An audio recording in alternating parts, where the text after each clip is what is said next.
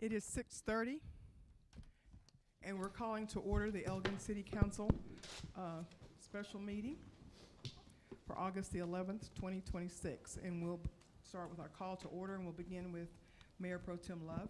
Love here. St. Pierre here. Mayfield here. Krim here. McShann here. Hymas here. Gibson here. Silva here. All members are present except Ms. Pena. I'm sorry, she did call into our city secretary. Family issue, I believe. Oh, okay, Yes. okay.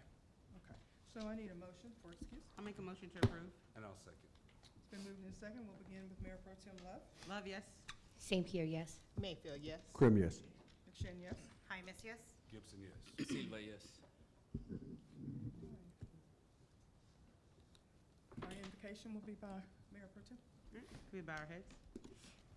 Oh God, we come before you today asking that you steady our hearts and sharpen our judgment as we enter this budget season. Help us as council and as city staff to work together with open minds, open hearts, be respectful, and a shared commitment to doing what is best for our community. Let us lead to make decisions that are responsible, sustainable, and mutually beneficial, not only for the employees and the departments, but also for the taxpayers who trust us to steward their resources wisely.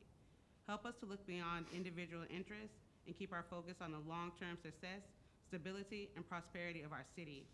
Give us the courage to ask the right questions, the patience to hear different perspectives, and the integrity to make choices that are fair, fiscal responsible, and beneficial to the entire community.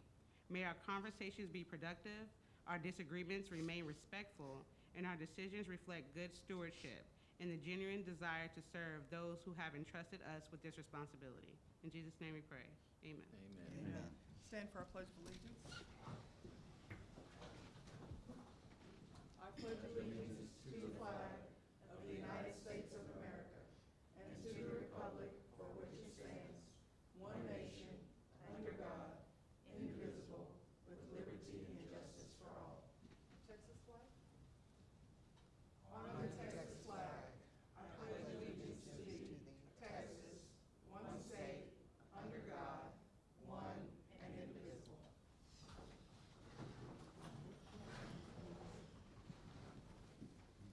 We have no one signed up for public comment, so we will go on to our new business.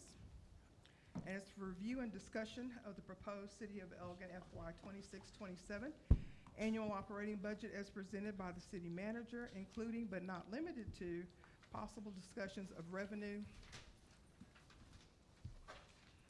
and expenditure projections, department budget and personnel requests, discussion of major funds, capital improvement needs, and anticipated challenges, and review of proposed tax rate and fee adjustments if applicable. Beginning with one, the utility departmental budgetary request. Yes, Mayor, thank you. So I'll jump in here real quick. We'll be calling up Mr. Gonzalez, but what I did want to do is ask time. Doty's first. Doty DeVejas will be coming out. Oh, perfect. And so thank you for the correction. One thing that I did want to note as Ms. Navejas comes up is that we will put up the screen if we can, seeing that that'll go first, the utility rate. I had up on the screen the running tally that we had been using and will be using. We'll put that back up. But as you can see, the running tally that we left off with, and we'll be putting that right back. This is, is that something we'd want? Yes? Okay. So first of all, apologize and stand back on this. I just wanted to see if that's, go ahead. We've got several different divisions that make up Sorry, the utility. you are. Oh, Sorry, sir. Michael Gonzalez, Public Works Director. Thank you, sir. Thank you, Council, for having me. Thank you, Mr. Eads, for the late notice invite. I appreciate being here. We have several different divisions that make up the utility department, and one of those divisions is the utility billing department. Of those, you've got the clerks that work in the office and the meter readers. Mr. Vejas is going to present to you a couple of requests related to the meter readers. Good evening, Mayor and City Council, City Manager. So I have very few things to request. I'm just requesting, I don't know where I'm supposed to, oh, that's it. Okay, so the only thing I'm requesting right now is 2 trucks for our meter readers. I have currently 3 meter readers in the field, and they drive all day long, 5 days a week. Sometimes more when we have cutoffs. Typically, we have about 60 cutoffs twice a month. And after hours, if we get calls for customers that have paid their bill, then one of my meter readers is on call and they go out to that property and turn the meter back on. So those trucks will rack up the miles, and so that's what we're looking at, is replacing 2 of the 3.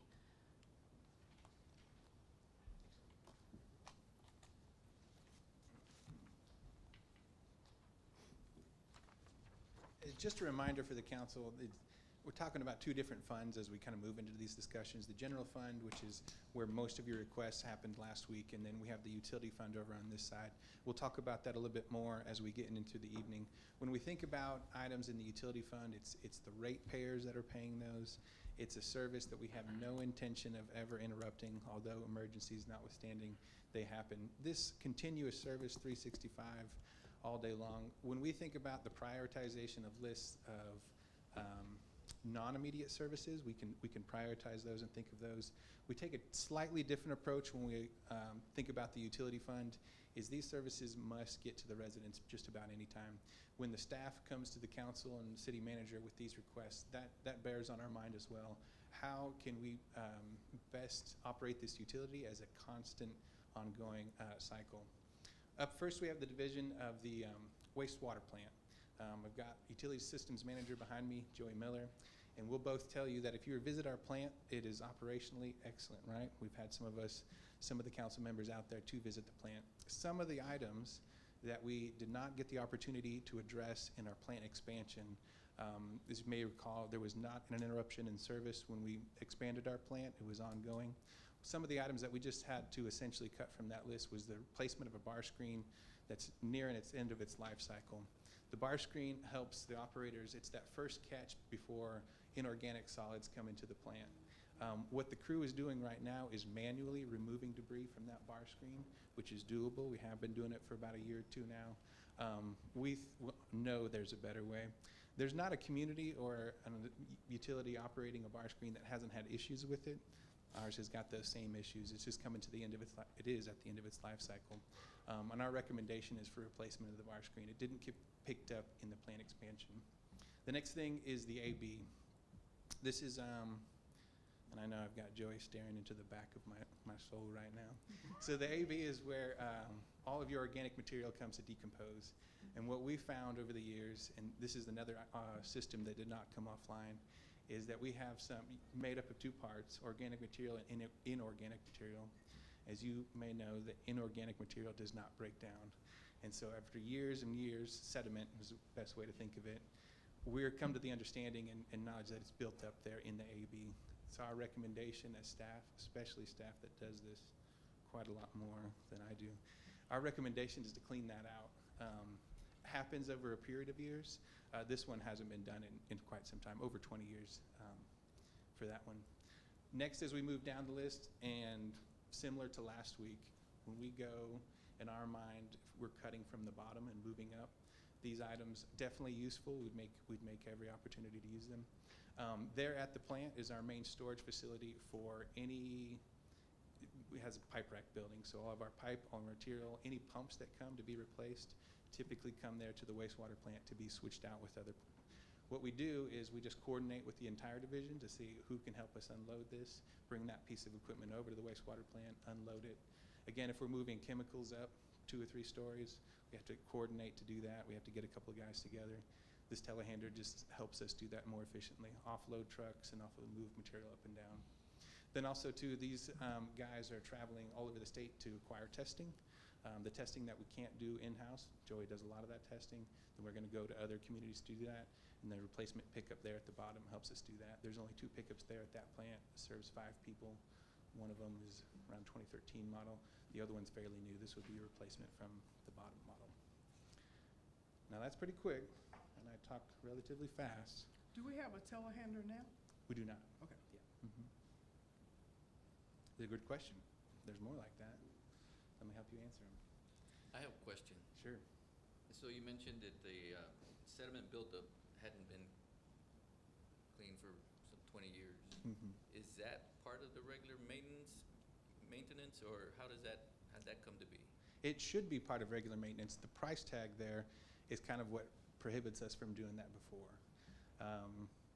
Years and years ago, all great staff have this hesitation, myself included, to come to say, hey, can we get upwards of $100,000 to do this? But I think we're in an area now, a new set of staff and kind of a different vision that this ought to be done on a more frequent basis.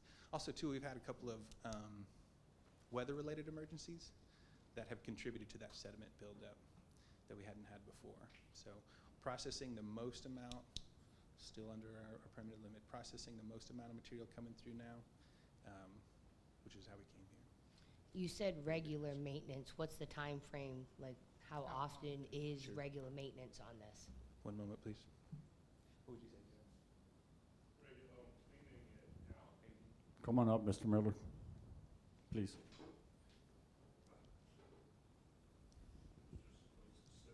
No, sir. We want, Miss Love just look at me and I was gonna look sad for y'all. Nope. On the cleaning of the aeration basin is probably, you'd probably wanna look at it every 10 years or so, to keep it.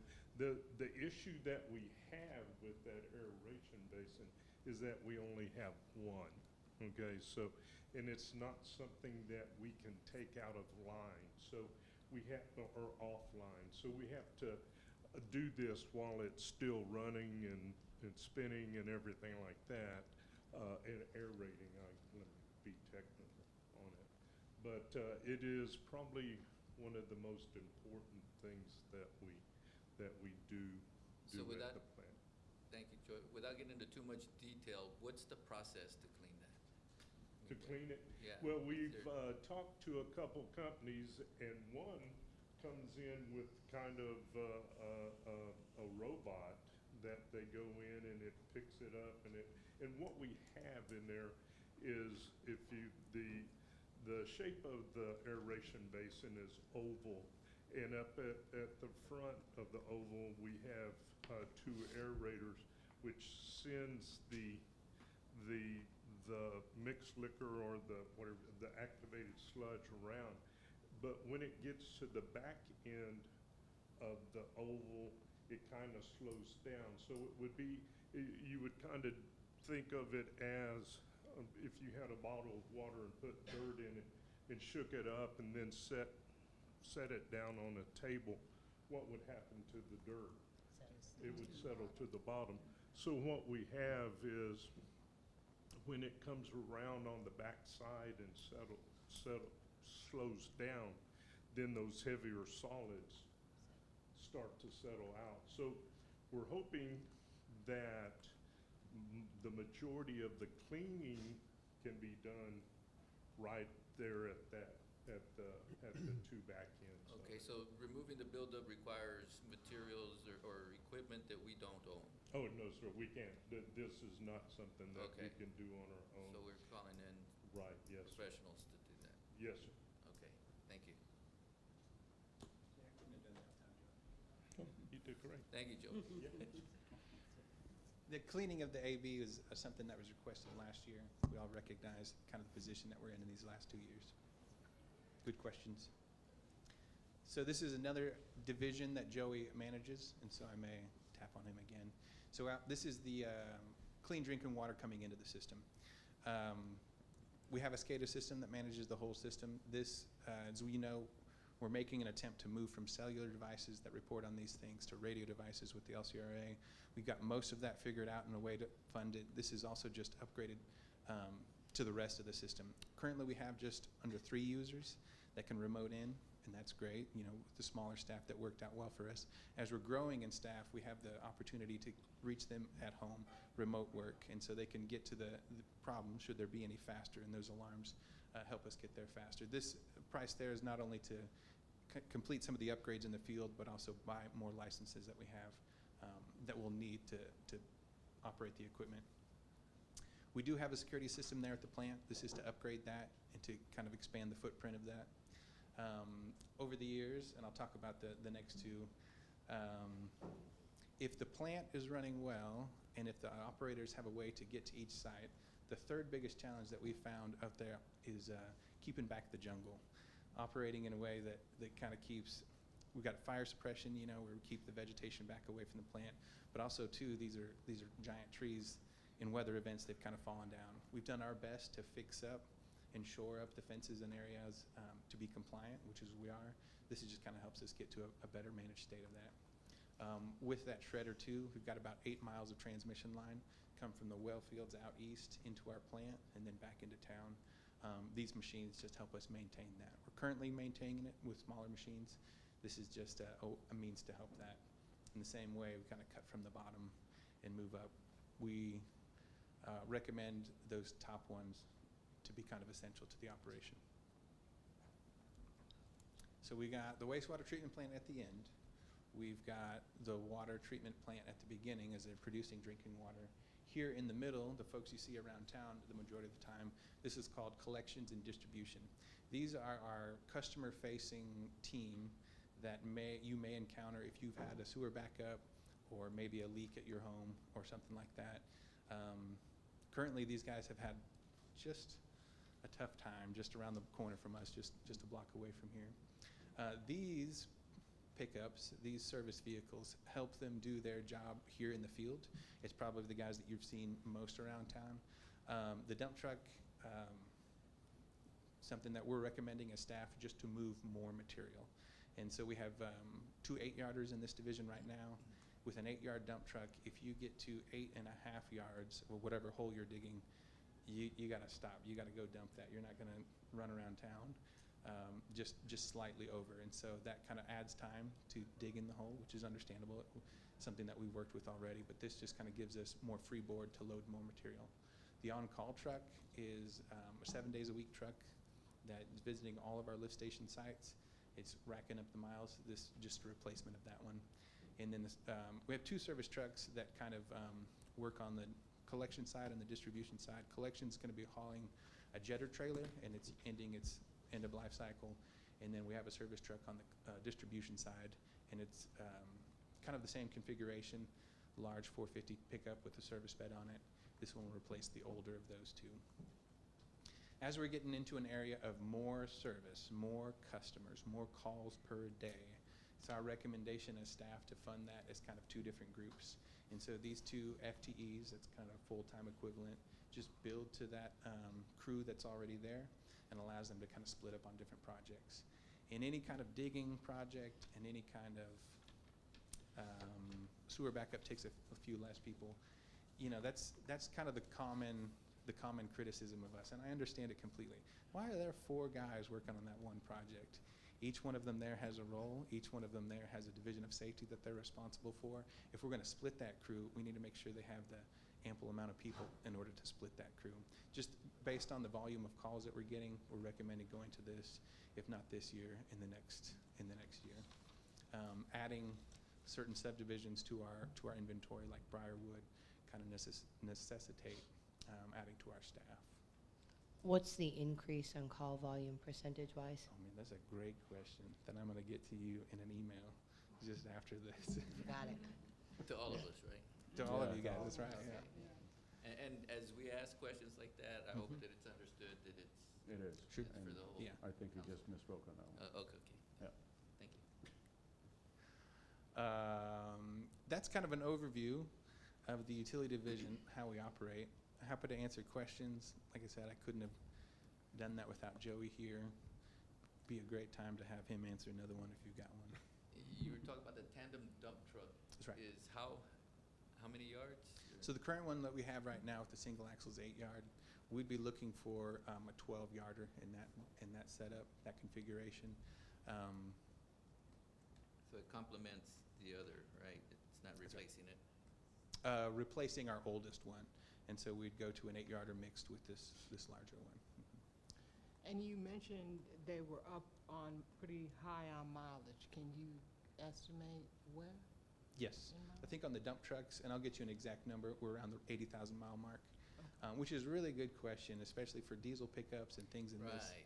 This is a really good question, That's right? just breaking it in. Yes, 80,000. your city miles are so different than your highway miles, and the way we kind of move around town. So, Mr. Bejas, with their request, your city miles are almost double just the wear on your pickup that Yeah, you're it's gonna have. all the stop and go. Stop and go, in and out, and Brakes, those kind of things. transmission. Yeah. Yeah. And then, luckily, these trucks, have kind of lived on a paved surface, but the unpaved surface is just going to even double just the wear and tear on those. But it's a good point to bring up, hey, my car can last this, but that's kind of the position. I know, Michael, is there any benefit to consider leasing these vehicles for? The same, or similar, I should say, similar. I haven't engaged this type of financing. A similar type financing is available to public works vehicles that it is to the police. And, it's an option. It's an option that actually the utility department has used before. We haven't found kind of a great match, great partnership on that, but it is an option that we will explore. With this new vendor that's approached the police department, I think we'd start there to see if they have a good relationship, but it's really up to leadership. I mean, as decision we on it. expand our fleet, Right. maybe it makes more sense to, Right. if we look into it. So this 130K is not the lease consideration, this is a outright buy, purchase? Outright buy, and what we do is probably look for it on the gently used market. Mayor, if I may, before he steps off, or as we go to perhaps next item, the way we separated this was purposeful, just for your information. So general fund, we wanted to keep in that sort of framework where it's tax-driven, those sort of ideas. And then we wanted to put what is, where you have enterprise funds, or those more commonly known as those business type models, which is what we're talking about here. And that's precisely why we have our team back there that did the rate study. And so it separates from the ideas, even though we have both presentations, they're separate for a reason, right? So we have that list that was created, the first one, which is funded a whole different way with whole different systems. But through the rate study that they're about to give you right now after this conversation was done on a different day. Because I do want y'all to put on a different hat today to run that desperately like a business, because they will explain the position that we're in, and I include us all for a lot of reasons, and that way we can marry it up, and then to see how, obviously, you hear from the department the need, just like you did with police and parks and everyone else on the other side. But right now with them and then having the rate studies is where you can actually have some solutions in there. Because as a business, you're gonna hear, and I don't wanna steal a lot of it, but you're gonna hear also like we have some pending debt that we gotta deal with too. And there are solutions to it, but today it's like walking in right now, you're board of directors for a business, right? And so this is the first step to say, look, the business is saying because of growth, I mean, our team's here, Bo's here, Kaylee's here, we're all here. We've had these conversations to say, this is the cost of doing business, and the business is growth. We And that's the- appreciate that. I think Yes, that sir. was Councilwoman St. Pierre's point, right? Yes, sir. You know, how much has the actual That's volume exactly it. of work Yes, sir. increased? And to, That helps us. yeah, but to put a fine point on it is that's a detail that we give you to then realize.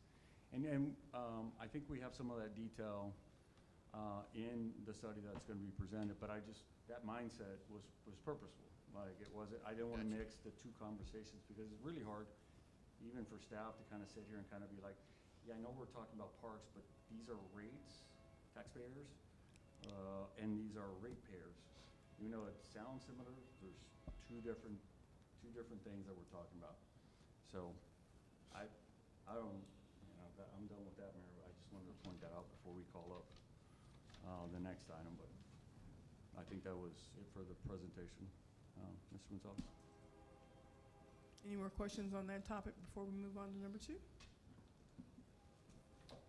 Okay, number 2 is a presentation of the 2026 utility rate study from the New Gen Strategies and Solutions. Michael?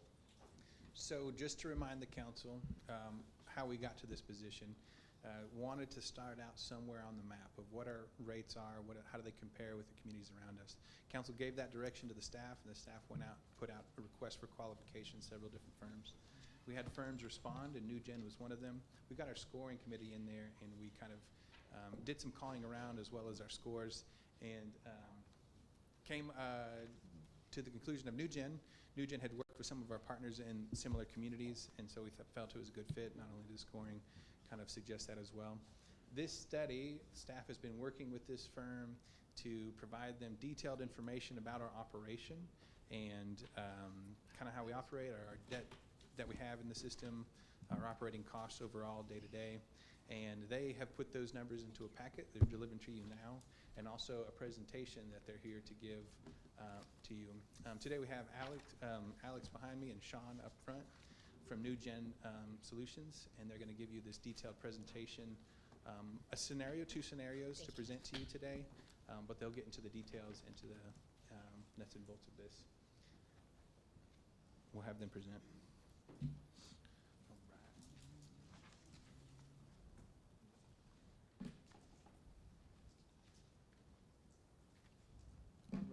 Thank you. I'd like to thank the mayor and the city council for having me today to present the results of our rate study before you.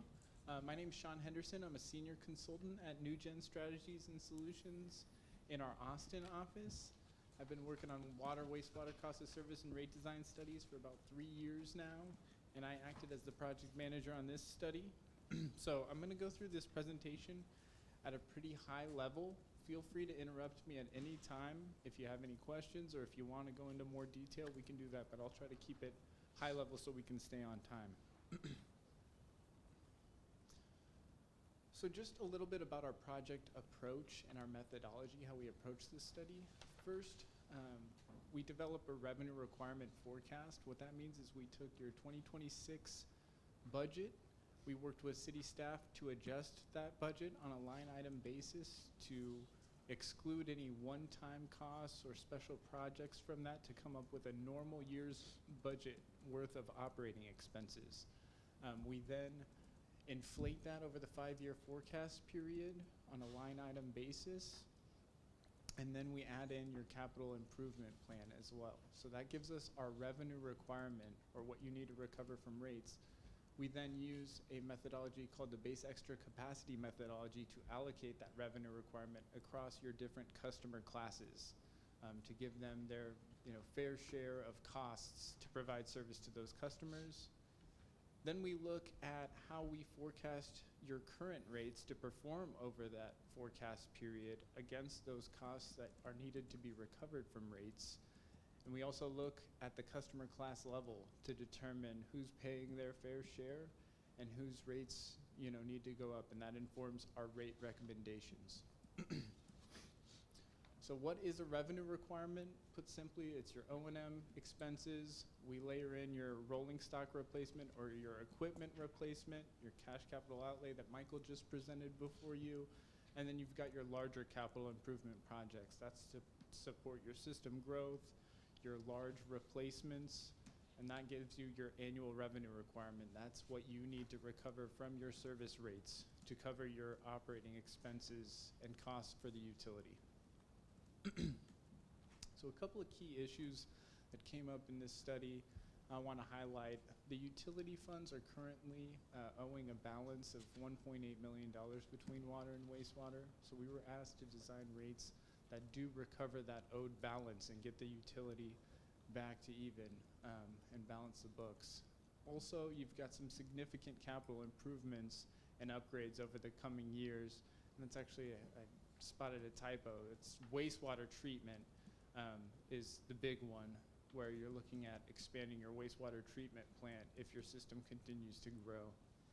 And so this is a look at the capital improvement plan. We've separated this out at the summary level And we actually worked with a firm of engineers. Kimley Horn helped us look at your capital improvement plan, review the projects, verify the cost estimates were accurate, and break them into non-growth related projects and growth related projects. The idea behind that is your non-growth related capital projects should come from your existing ratepayers. They're paying to just maintain the system, replace what's already there.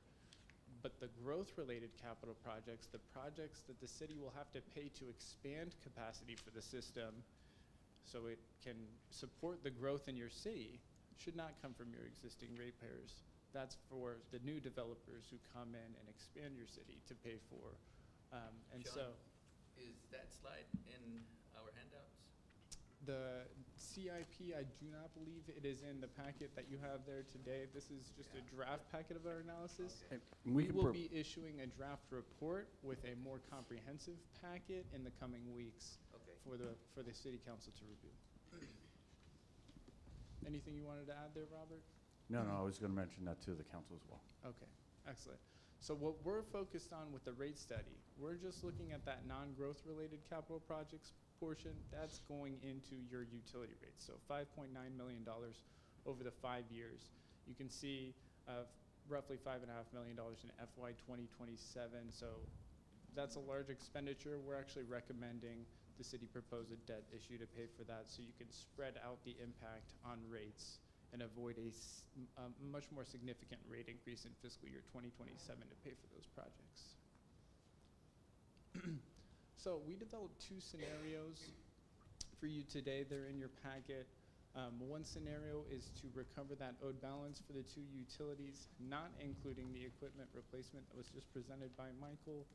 We also added a second scenario, recovering the owed balance by the utility funds, as well as paying for the equipment replacement over the next 5 years that was just presented. So we take your O&M expenses, we add in your debt service, that includes your existing debt service, as well as the proposed debt issuance I just mentioned on the roughly $5.5 million of capital. That leaves you with your gross revenue requirement or your total expenses. We then use some miscellaneous revenue offsets to help offset some of those costs. Those are any non-rate revenues, late payment revenues, et cetera, wastewater tap fees. Those help to offset those costs, and what you're left with is a net revenue requirement. That's what you need to recover from rates. So we forecast that to be $4.5 million for water in fiscal year 2027. Going out to fiscal year 2031, we expect that to be just shy of $4.9 million. So scenario 2, as I mentioned, the only change here is we added in that equipment replacement, roughly $730,000 in fiscal year 2027. We assumed that to be split evenly between the water and wastewater utilities, so $365,000 for water in year 1, and then $500,000 in equipment replacement annually thereafter. So $250,000 goes to the water utility in years 2 through 5.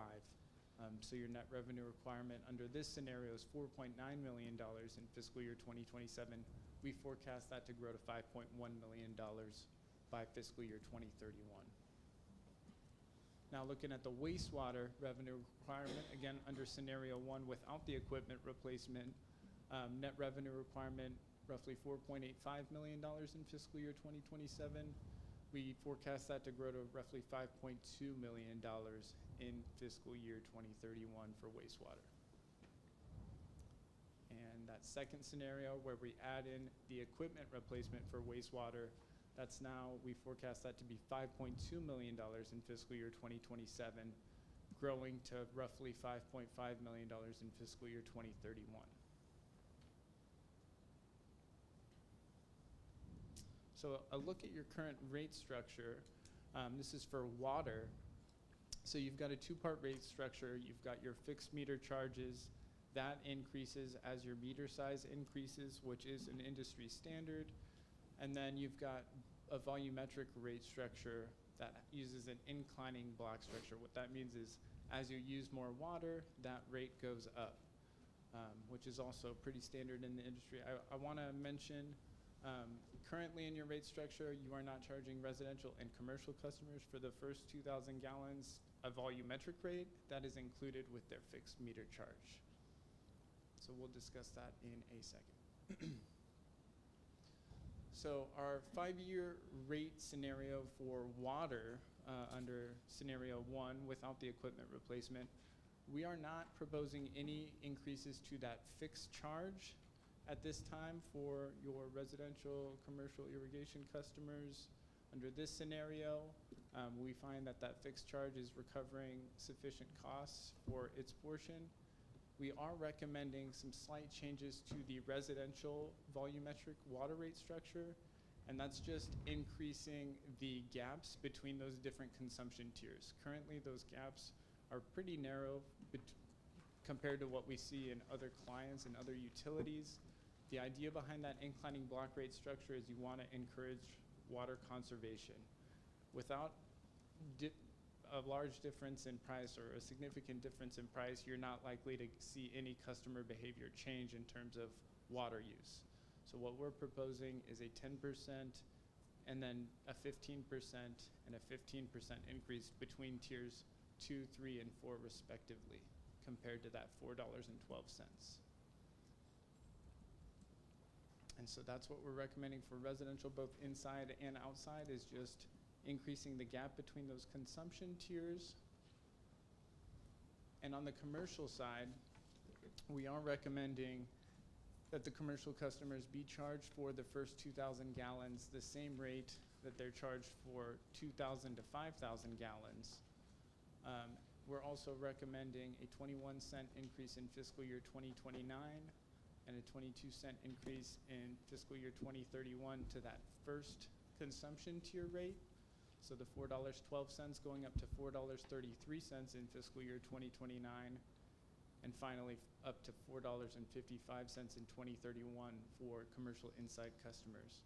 We're recommending the same gaps between consumption tiers for the commercial customers as the residential customers. So beyond 5,000 gallons, that rate goes up 10% to $4.53, then up 15 cents, or up 15%, excuse me, for 9,000 to 13,000 gallons to $5.21, etc. Now for the irrigation customers, we find this customer class is under recovering the cost to provide service to these customers the most of the 3 customer classes. So we are recommending a $1.24 increase to that first consumption tier for irrigation. We're recommending a similar increase between the consumption tiers for irrigation, but this time at a 15% increase between all 4 tiers.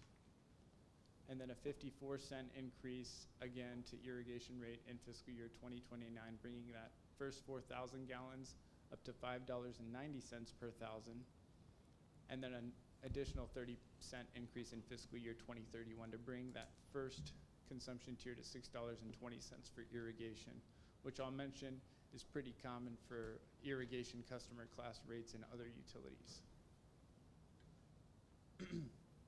So here's how we forecast those revenues to perform under that first scenario. We would expect the utility to slightly under-recover in fiscal year 2027 before recovering its costs the next year, and then we would be able to pay off that owed balance over the coming 4 years for a cumulative over-recovery of $469,000 over the 5-year period.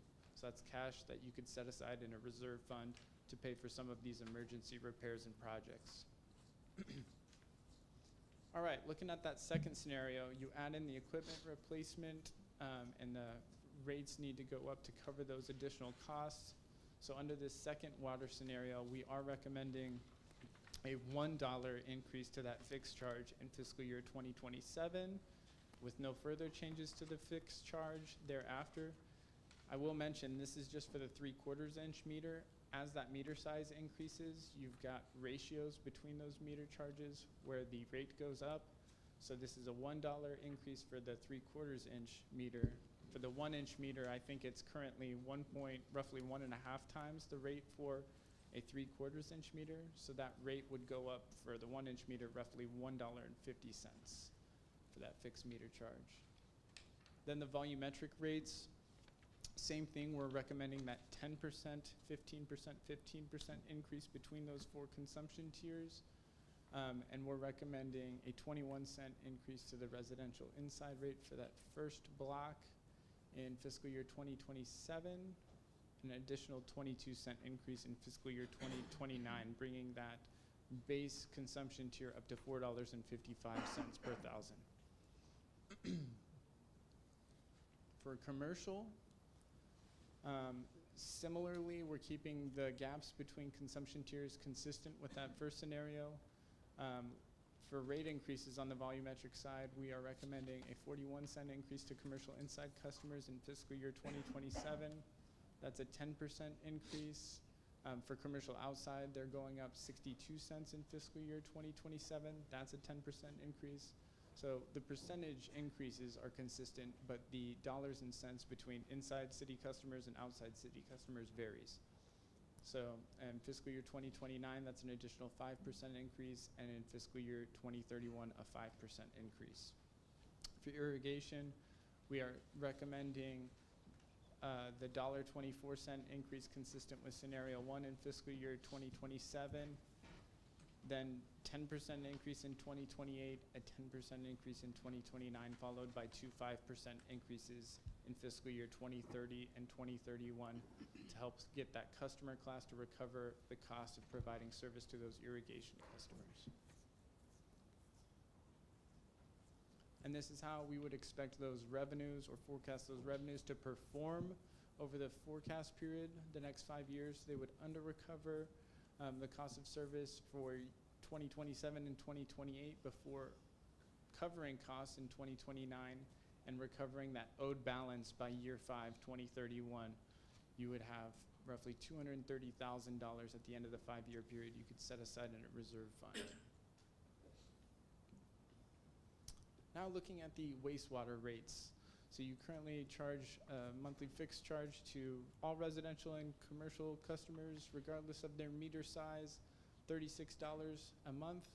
And then you've got your volumetric rates for wastewater as well, based on their winter average consumption, November through February. That first 2,000 gallons for wastewater is included in their fixed charge, similar to your water rates currently. And then beyond 2,000 gallons, your wastewater customers are paying $4.12 per 1,000 gallons. So under that first scenario for wastewater, we are not recommending any fixed charge increases for your residential and commercial customers. We are, however, recommending you charge for those first 2,000 gallons the same volumetric rate as you're charging for beyond 2,000 gallons, as well as a 29-cent increase to the volumetric rate in fiscal year 2027, bringing that rate from $4.12 to $4.41. An additional 22-cent increase in fiscal year 2028 to bring the rate to $4.63 per thousand, and a 23-cent increase in 2030. So what we did with the wastewater rates, aside from fiscal year 2027, is we recommended rate increases in the even years for wastewater, whereas the water rates we saw were increasing in the odd years, 2029 and 2031. That helps so your customers aren't seeing their bills jump as significantly in a year, in 1 year to the next, and rather that's spread out over the 5-year period. You've also got some wholesale customers for wastewater, and these wholesale customers all have contracts that specify that their rates are driven off of your retail rates. So we cannot recommend any different rate increases or structures to these wholesale customers. They're bound by contract and determined by the retail rates. So based on the retail rates we recommended, this is how we forecast those wholesale wastewater rates to be. Travis County Mud 14 has a different condition than the other wholesale customers. They basically charge a 10% administrative fee or a 10% credit off of their bill, and that's due to, they perform their own maintenance on their system. They use their own billing personnel and staff to collect the residential usage and determine what those bills should be and report back to your city. And so instead of the $36 a month, they pay $32.40 per connection per month for the fixed charge, and instead of the $4.12 per 1,000 gallons, they pay $3.71 per 1,000 gallons. Your other wholesale customers have a different condition on their contract. They pay the same fixed charge per connection, but their volumetric rate is determined by a credit calculation of the portion of your utility billing costs as a percentage of the city's or the utilities operating and maintenance expense budget. And so that was calculated last at 15.22%. Under our rate study, we're actually calculating that percentage is going to be lower over the next 5 years based on our revenue requirement forecast, meaning their credit to their volumetric rate will be less. So their volumetric rate will be higher under our calculation than the previous calculation. And here's how we expect the wastewater utility to perform under those proposed rates for scenario 1. Again, slightly under recovering the revenue requirement in 2027, 2028, and then we start to catch up in 2030 and 2031, where we pay off that owed balance from the utility fund. A look at scenario 2, again, this is with that equipment replacement added into the revenue requirement. We are now recommending a $2 fixed charge increase for residential and commercial in fiscal years 2027 and 2028, bringing it from $36 to $40 in year 2. And then the volumetric rate increases are the same as scenario 1. And so you'll see the only change on the wholesale rates is that Travis County Mud 14's fixed charge rate is now increasing with the increase to your retail fixed charge increase. I will point out under this scenario, though, the volumetric rates did change slightly for your other wholesale customers. That's because the percentage of your utility billing costs as a portion of your O&M expenses is slightly different with that equipment replacement added in. And this is how we expect the wastewater revenues to perform under those proposed rates for scenario 2. Again, recovering your costs, paying off that owed balance from the utility fund, and setting aside some cash for reserves.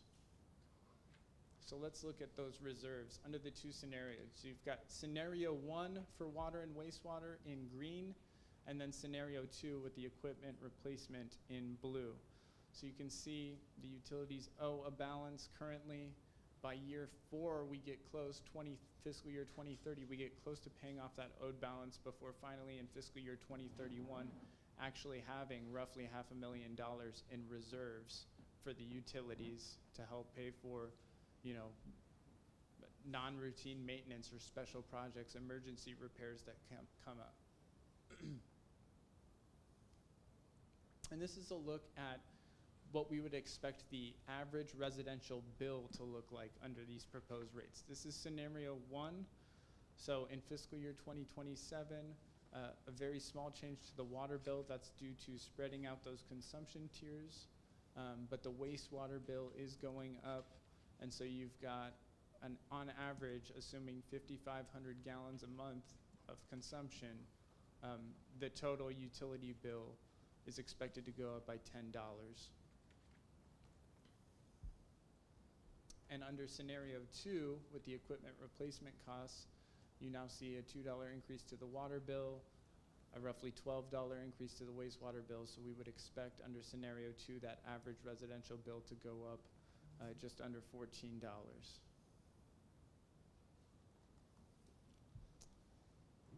And this is how those rates look compared to some of your neighbors. So currently, City of Elgin's water and wastewater average bill would be slightly higher than Manor and Bastrop, but lower than Hutto, lower than Taylor. And I've got 2 utilities down there that only have water customers, no sewer customers, but Aqua Water Supply Corporation is one of them, and Manville Water Supply Corporation is another. And both of their water bills are currently higher than your current rates.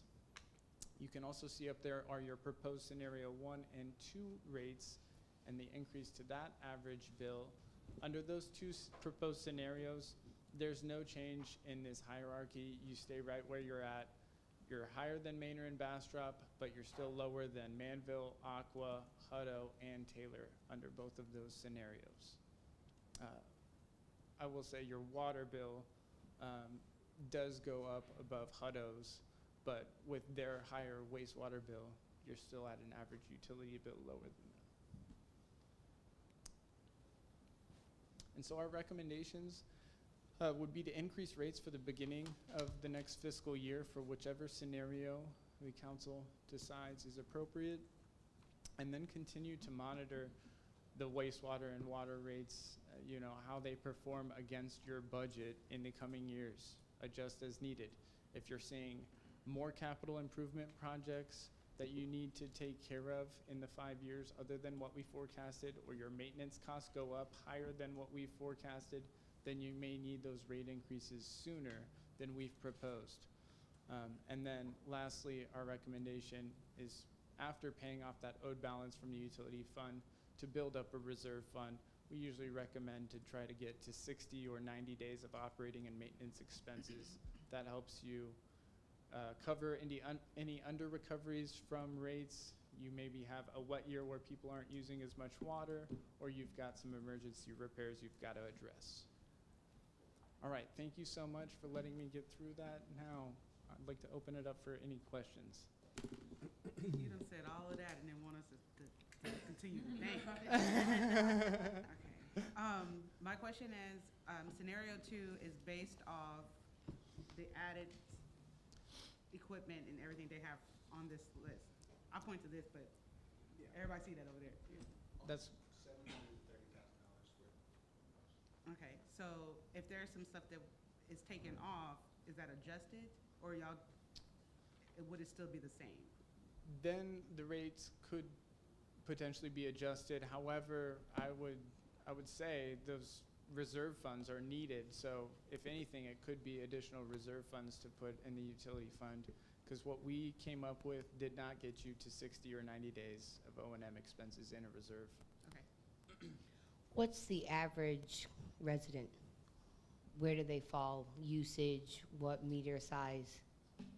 So the average residence, most people are on a 3/4 inch meter, and this bill calculation was based on your average residential customer. So we are seeing from your billing data that they're using on average 5,500 gallons a month.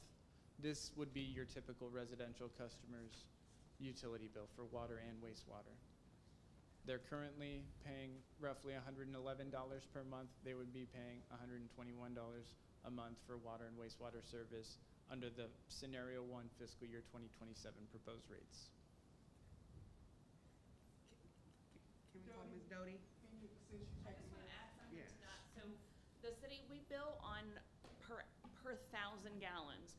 So that 5,500 would only be billed at 5,000, not 5,500. And this is only showing you water and sewer. Trash is on that bill as well. So that might be the difference of what it's going to increase for the water and sewer part of the bill.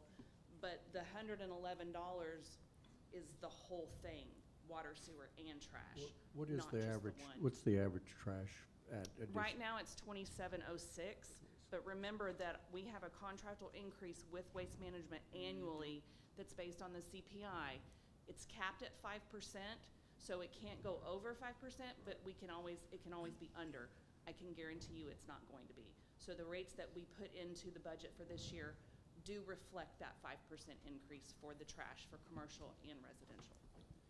And if I can add something, especially for tonight's discussion and where we're at tonight. Tonight, this council will be discussing or looking at this like the comp study, where you'll be deciding or technically accepting the report, right? You then go back as a council, we'll go back as staff, and that's why this report to be finalized will be coming. Because from that information and the additional questions that may come to be used within our budget process still to come that are included will come from this. And that way you can take a deeper dive, go through the numbers even more to say, gosh, this was a little high here. Can we do a little bit different here? He's able to generally speak to that because obviously they ran the numbers and objectively as a third party. But the pressure's not on right now to solve that question today, right? We have a timeline and schedule. He knows all about it, right? And so that's when I mentioned, like, tonight is really focused on some key things. Tonight is really accepting the report as complete, technically complete. But he's not going away, just like comp study folks are still able to be accessed for fuller detail and that sort of thing. And so that's why also this report will be handed to you and any other detail that we can provide outside of this detail. But tonight presentation was, this is the report. But there's no rush to kind of ask every single question you have tonight. But if there's more, don't feel rushed to be like you're supposed to make some sort of determination tonight.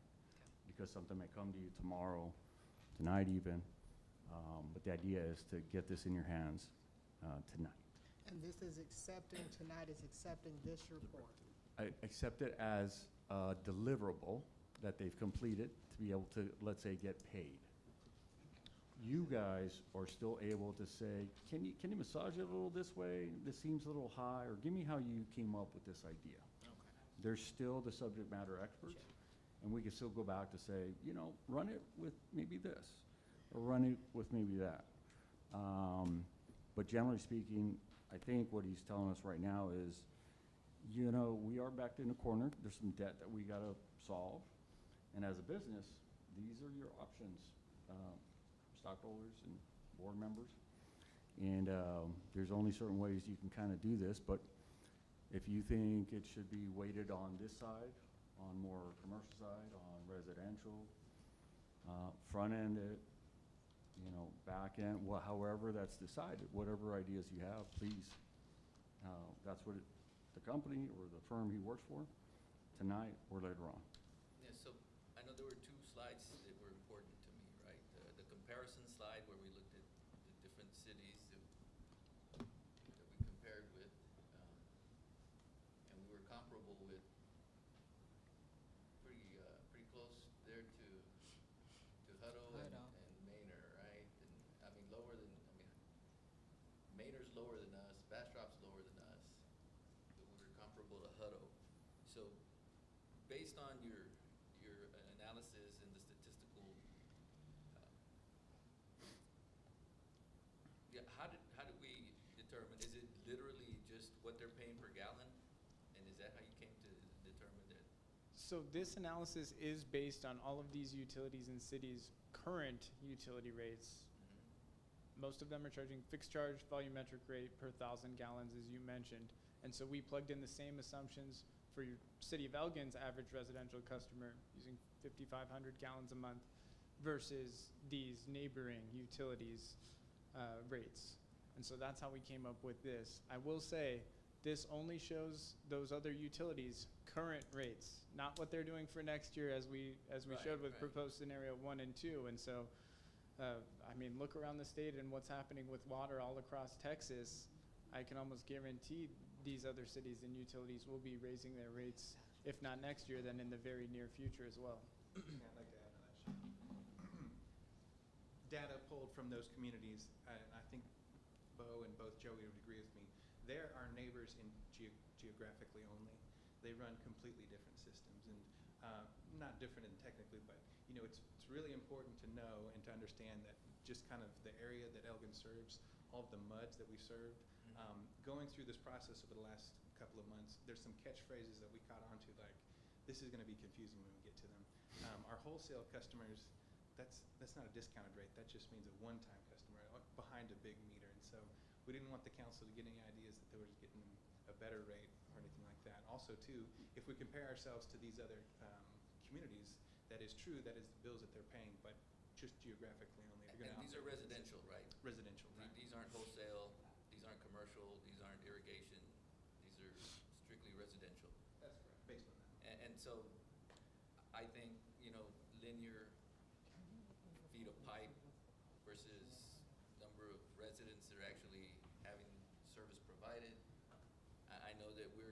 spread out, right? I don't know if it's more spread out than Manor, but, I mean, I take that into consideration. Do you guys, did you look at that, and can you kind of give us any background, or do you have any? We didn't look at the engineering behind the different systems. This was simply a financial analysis based Okay. on that average So utility not bill number of calculation. dwellings, not necessarily number of linear. No, we took the communities, these were communities that staff recommended in our kickoff meeting that they would like to look at benchmarking the rates, and so we thought, benchmarking against neighboring geographical cities made a lot of sense, but like Michael mentioned, not, every system's different and unique, Absolutely. has their own capital costs, they're treating different volumes of water, and so, it's hard to make a perfect apples to apples comparison, even when you're looking at your geographic neighbors. No, we won't find anybody that's the exact same. That statistically not possible. Exactly. Okay. And then the other, I think, was when you were indicating the amount of debt service that could get paid off by year, and then where we'd end up with a Surplus. revenue positive. Can we look at that slide? Hmm. Yeah, there you go. 5 years. So, And to get us to the positive is scenario 2? Well, they Well, both it's do. both of them. By Both of them do it. 2031, they both do. It shows how much in 5 Oh, years yeah. will be. One Yeah. minus equipment, one plus equipment. Yeah. So scenario one really is just taking what I think he's telling us is what's necessary to get us out of debt, and that'll take us to 5 years, let's call it. Scenario two is doing the same thing except adding about $750,000 worth of equipment, right? So it'll take us just a bit longer, but you also then get that equipment that's needed or requested, let's just say. Is that accurate, Sean? That's correct for fiscal year 2027. We assume some equipment replacement go. in years 2 through 5 as well. But as it's laid out, that's the difference between scenario one and two. It's, the math in between is about the same, but technically, it's almost like you're starting with scenario one that is paying off your debt, and then scenario two is paying off your debt, but And adding adding some equipment to it, generally speaking. and that, the debt service is not any new debt service in here? This is just the existing? How do you want to explain that? So there's both. This $1.8 million owed balance from the utility fund is separate, but also included in the revenue requirement and the rate study is your existing debt issuances to pay for, utility projects, as well as we did propose some debt to cover your $5.5 million of capital projects next year as well. Yeah. So that debt service, we assumed 30 years, 6.5% interest on that new debt issuance. And is that the bucket we were always looking at to service those capital improvement projects? Yes. What we've included, though, is this idea of tending to this -1.5 that's been sitting there with unresolved answers. And we're just hitting this straight on. And look, to be honest, I mean, we wouldn't suggest this, and I'm not hearing a way different, and I wouldn't suggest it if I had the ability to go any faster. Our ratepayers wouldn't be able to sustain it, but we can get to this in 3 years, but the rates would be outrageous, right? So I know these are greater rates, like higher rates in getting there, but if our question is, well, why does it take 5 years? Well, that's because that's probably the most, what I believe Sean believes is the most sustainable way to kind of get what we can with the ratepayers will do. Maybe not, but you can get there out quicker. I mean, it's a business. You can just say, you know what, change that by, do 50% more, and you'll get out. I don't know if it's technically with math, right? 50% faster is probably not. But you know what I'm saying? You can do it faster. We just don't think the ratepayer would probably be able to sustain that pace. And so we've taken that curated approach too, I think they did, to be cognizant of that. But if, again, if the council so chooses at a certain point to say that's too slow to get out of that red, to get us in a different position, based on what the community is, or the ratepayers are saying, we work with that. And the capital projects, city manager, the Yes, sir. capital projects that You- we're including. Do you have that list of projects? The list of projects Or will be is- in the report. We Yeah. kept it just summary level for this presentation. but Yeah, we can true. go back if you wanna- One of the things I noticed doing, just kind of looking at some of the other communities, our consumption rate is a little higher for a small community, looks like, as opposed to gallons per day, that sort of thing, per person. And what I'm getting around to, I guess, is we don't, if we maybe we're a little more aggressive in conservation, that we might be able to reduce rate, not rates, but the cost per. Best way for conservation is rates. That changes Yeah. behavior fast. Right. And I'm sorry to say that, but, But we're a little Yeah. higher than Yes. most people, I mean, most communities.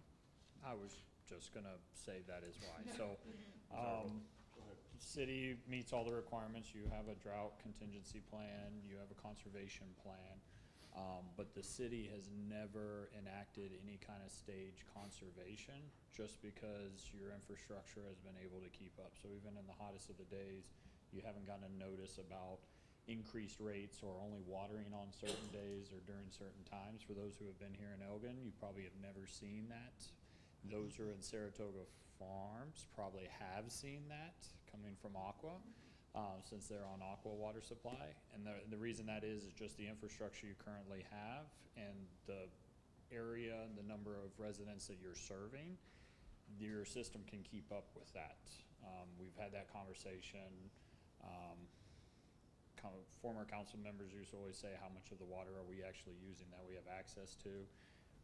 Even in this summer, maybe 30%, less than that. 25% of the water you have access to is what you're actually using even in the worst of days throughout the year.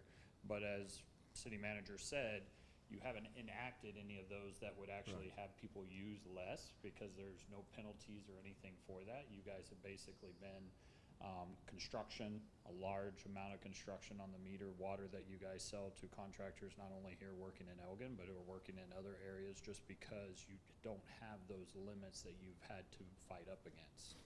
Well, we were kind of spoiled in a way. We were always told we had plenty of water and didn't need to worry about it. And that's still the case. I Yeah. mean, I don't think your rates that you're doing now, I think it needs to be very operationally focused. I think the last rate increase actually done by council, you're talking 5 or 6 years. Yeah. So you've held rates that low even though aging infrastructure, maintenance budgets being the exact same, and doing more with less over the last half a decade. And you gotta remember, you went through the winter freeze during that time. And all the system constraints and impacts that put on there. There wasn't a emergency fund that was done to major capital or maintenance or anything like that done during that time. That was all picked up by the ratepayers at that time and just made work by city staff during that time. So when you look at it in that course over the last 5 to 6 years, why you're running a negative balance, it's not all come from one, it's just been incremental that's kind of added up. And at this point, Robert said 3 years you could consider. It kind of took you 5 years to get to where you're at the negative basis. We kind of looked at it being a 5-year plan to get you back to what you would consider a normal operating. And then you would reassess at that point in time of what that next infrastructure. If you're ahead of the curve there, you might be reducing rates at that point in time. If council went with other plans that, penalize, if we went into drought restrictions or stages and things of that nature, those are all things that are for future consideration. Just to clear up the record on this thing, the city has, as far as I know, has never borrowed money from the utility fund. Is that correct? When you So borrowed technically, you use transfers, that's a city function. Right, so what you're able to do with a transfer is pay for administrative costs that the city provides to that department. the HR, the legal, all the city functions that that department receives. Because again, as we speak in two different buckets, this is a business that's being operated for revenue. And when we speak of the other general fund, that is not, that is a taxpayer function. You are able, though, to charge that administrative fees, and those fees at allowable rates to be transferred over into the general fund. The reason I ask is, Yeah. some folks blame the city or administration or whatever for causing this deficit. Mm.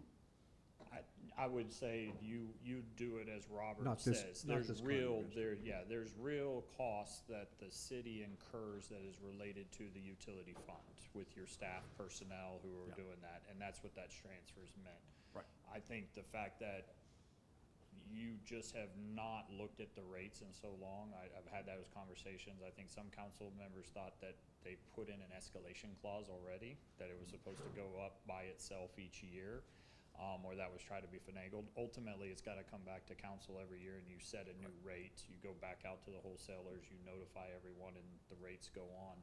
And so it should be one of those things that potentially is looked at during the budgeting process every single year.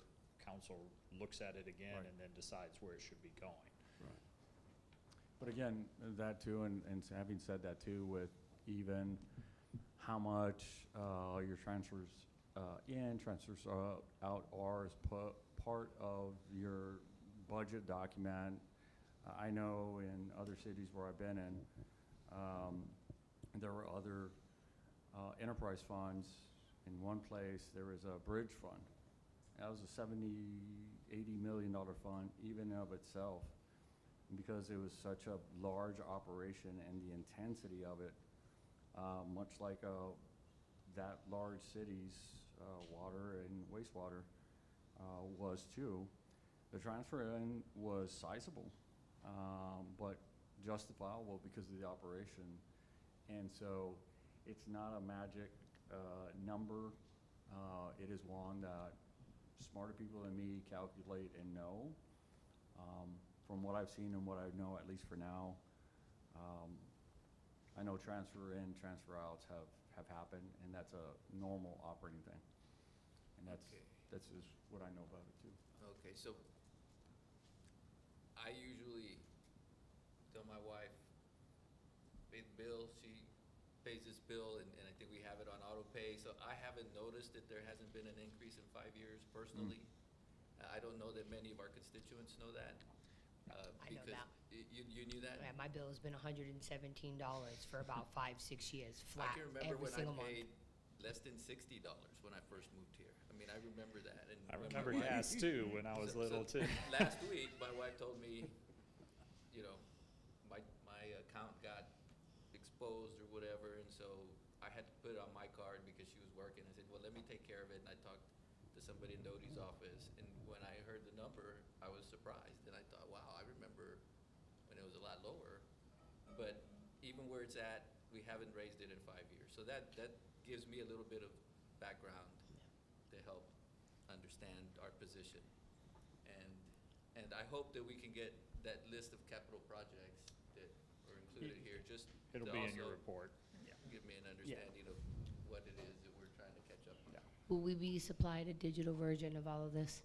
Without doubt, we have our consultant here, and we can get all that. Please. And I think you're able to turn it around rather quickly, right, Sean? Thank you. Thank you, Mayor, council members. Thank you, Sean. Thank you. Good job.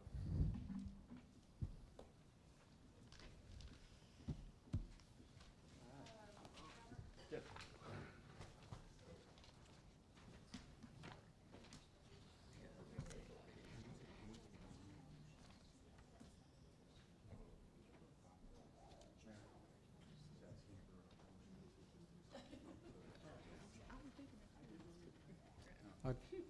Go ahead.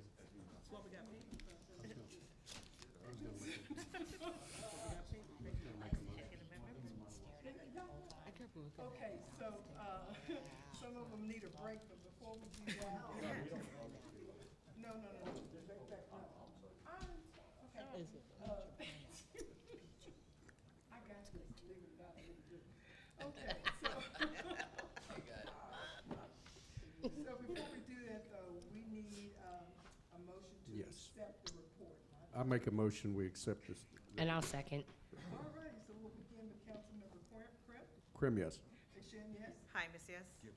Silva, yes. Love, yes. St. Pierre, yes. Mayfield, yes. Okay, it is 7:45, and we're gonna take a 5-minute break for those who need it.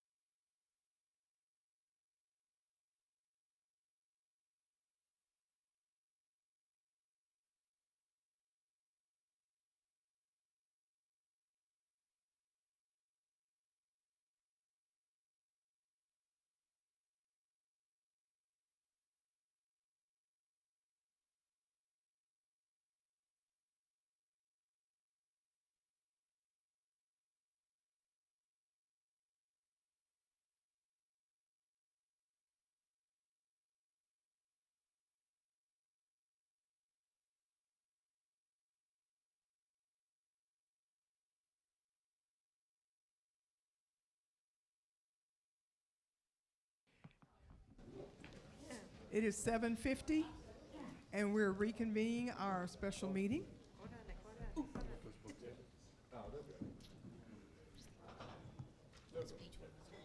All right, the next thing is number 3, presentation of balanced budget by the city manager, as according to Article 5, Section 2B, and Article 7, Section 2 of the Elgin City Charter.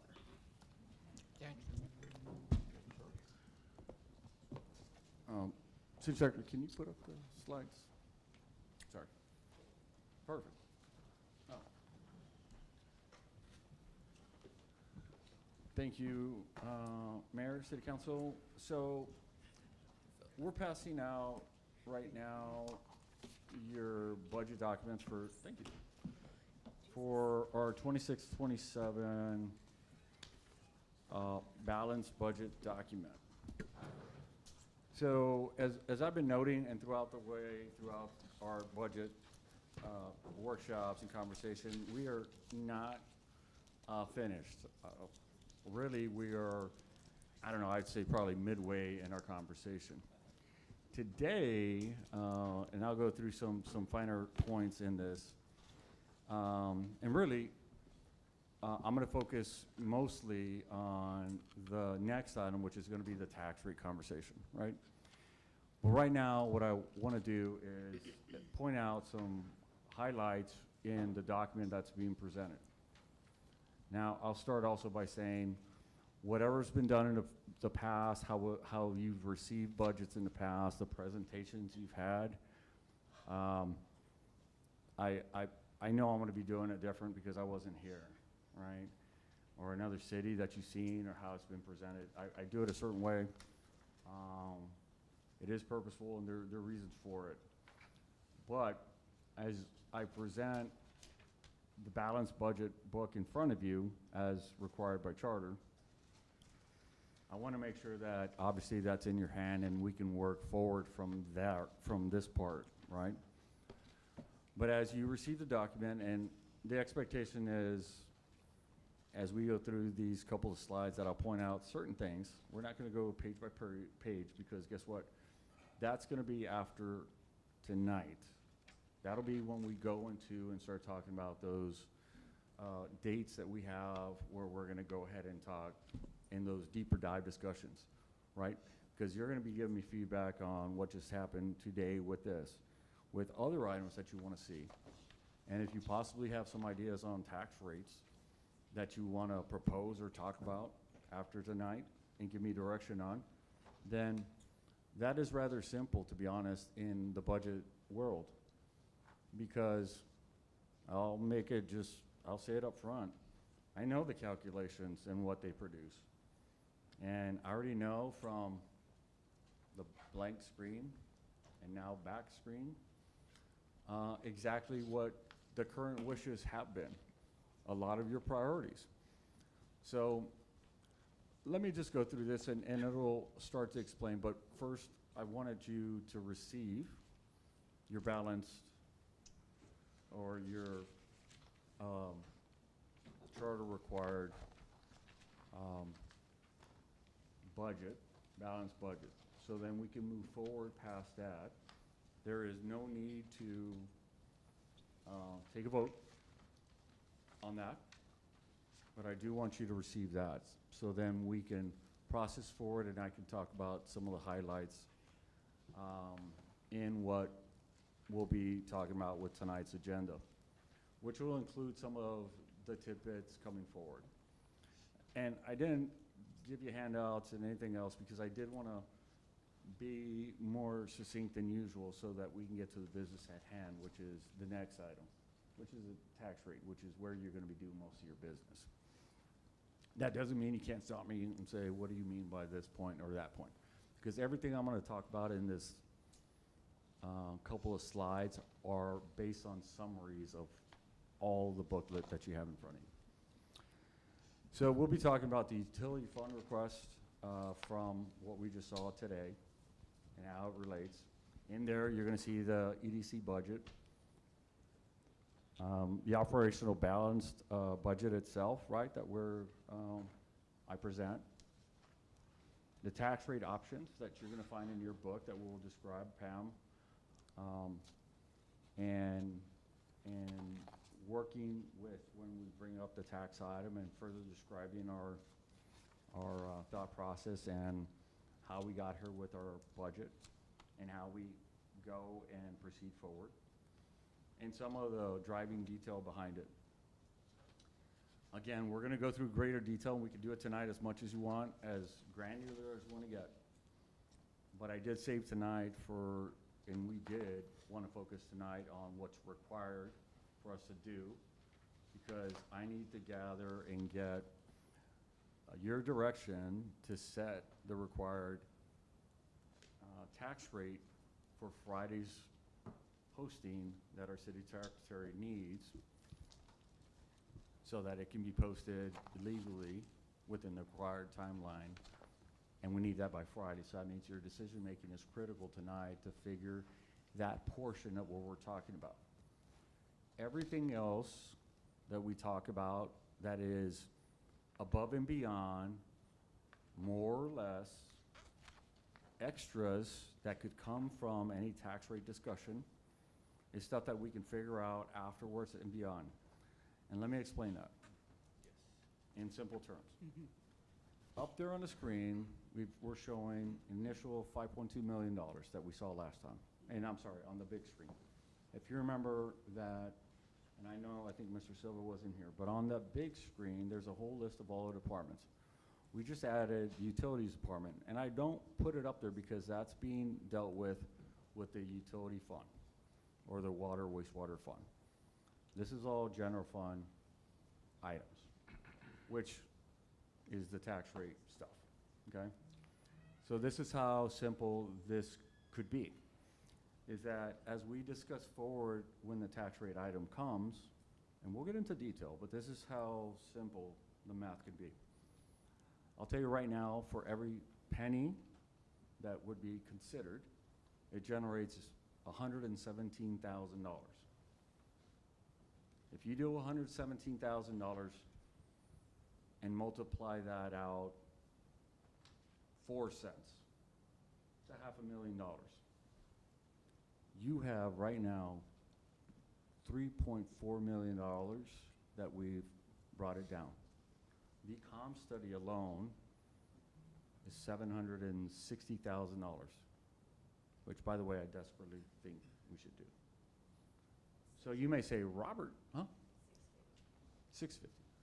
So you may say, Robert, but if we gave you 4 cents, 5 cents, 4 cents, that's not even enough for that.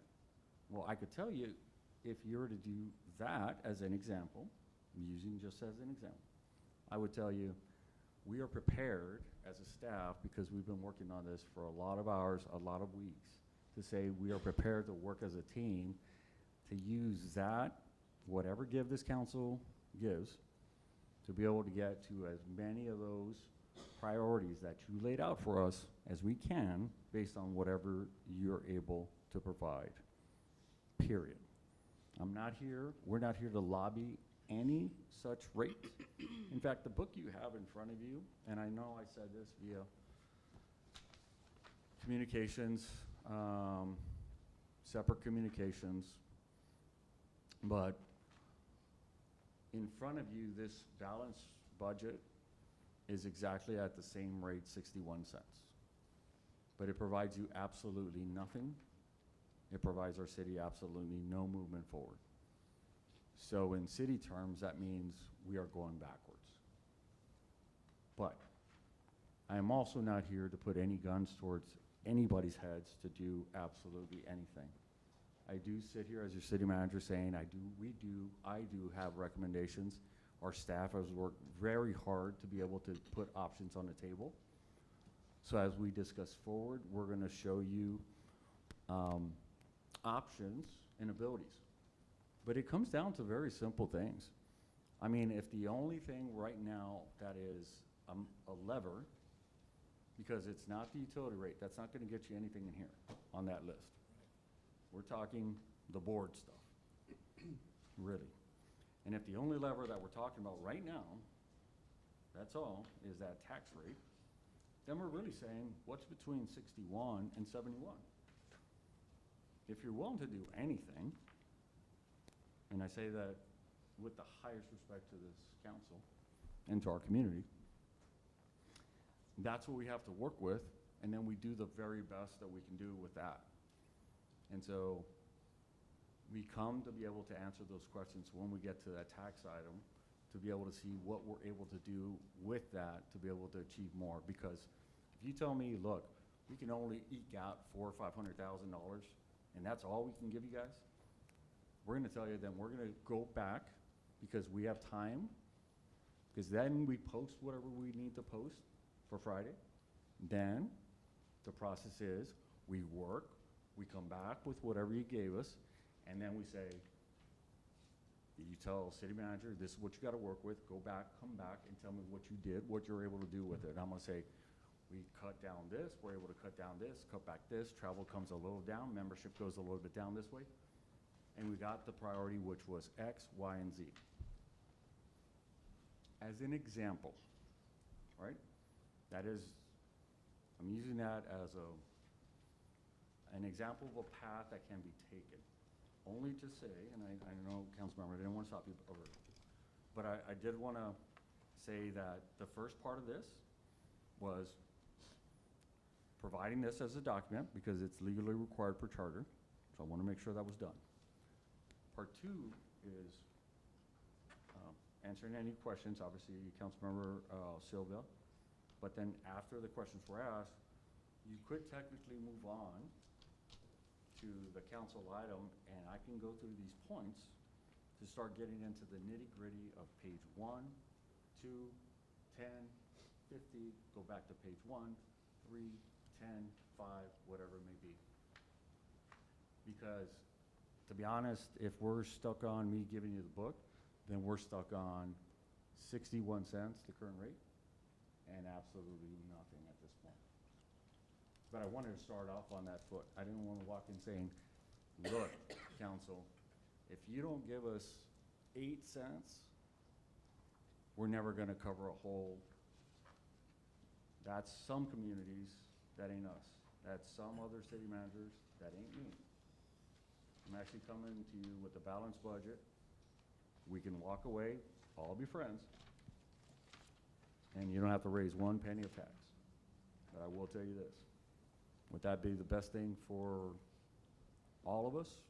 That's a decision that everyone will have to make, and we're gonna make the best, or give you the best information to be able to make that best decision. And so, that's all that I wanted to lay on the table before you go into the next item, which is a very difficult item, right? Because there's no vote to accept the current item. Councilman Rowland, I think you were gonna ask me something. I apologize. I'm sorry. I need some water.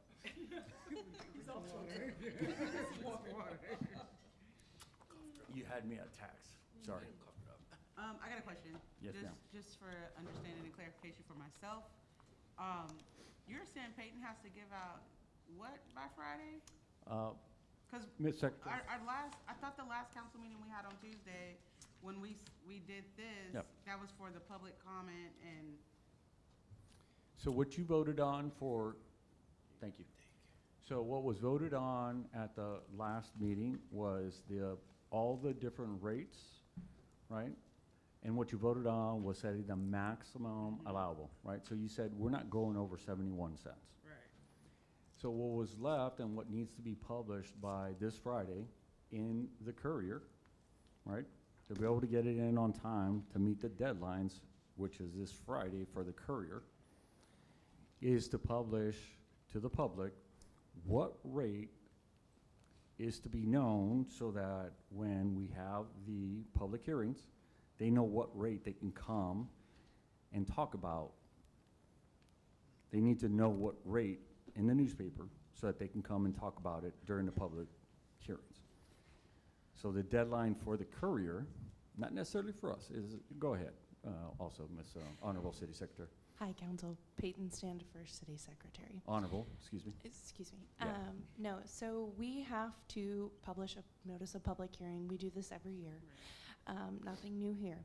But we have to give the tax rate that we are basing everything off of. So if you change the tax rate, then citizens need to know that, you know? That needs to be in our public hearing. Am I making sense? Are you guys following? Yes. Okay. So we don't want to put false information out to our citizens, obviously. Okay. And the deadlines for the courier are their deadlines. There's no moving those.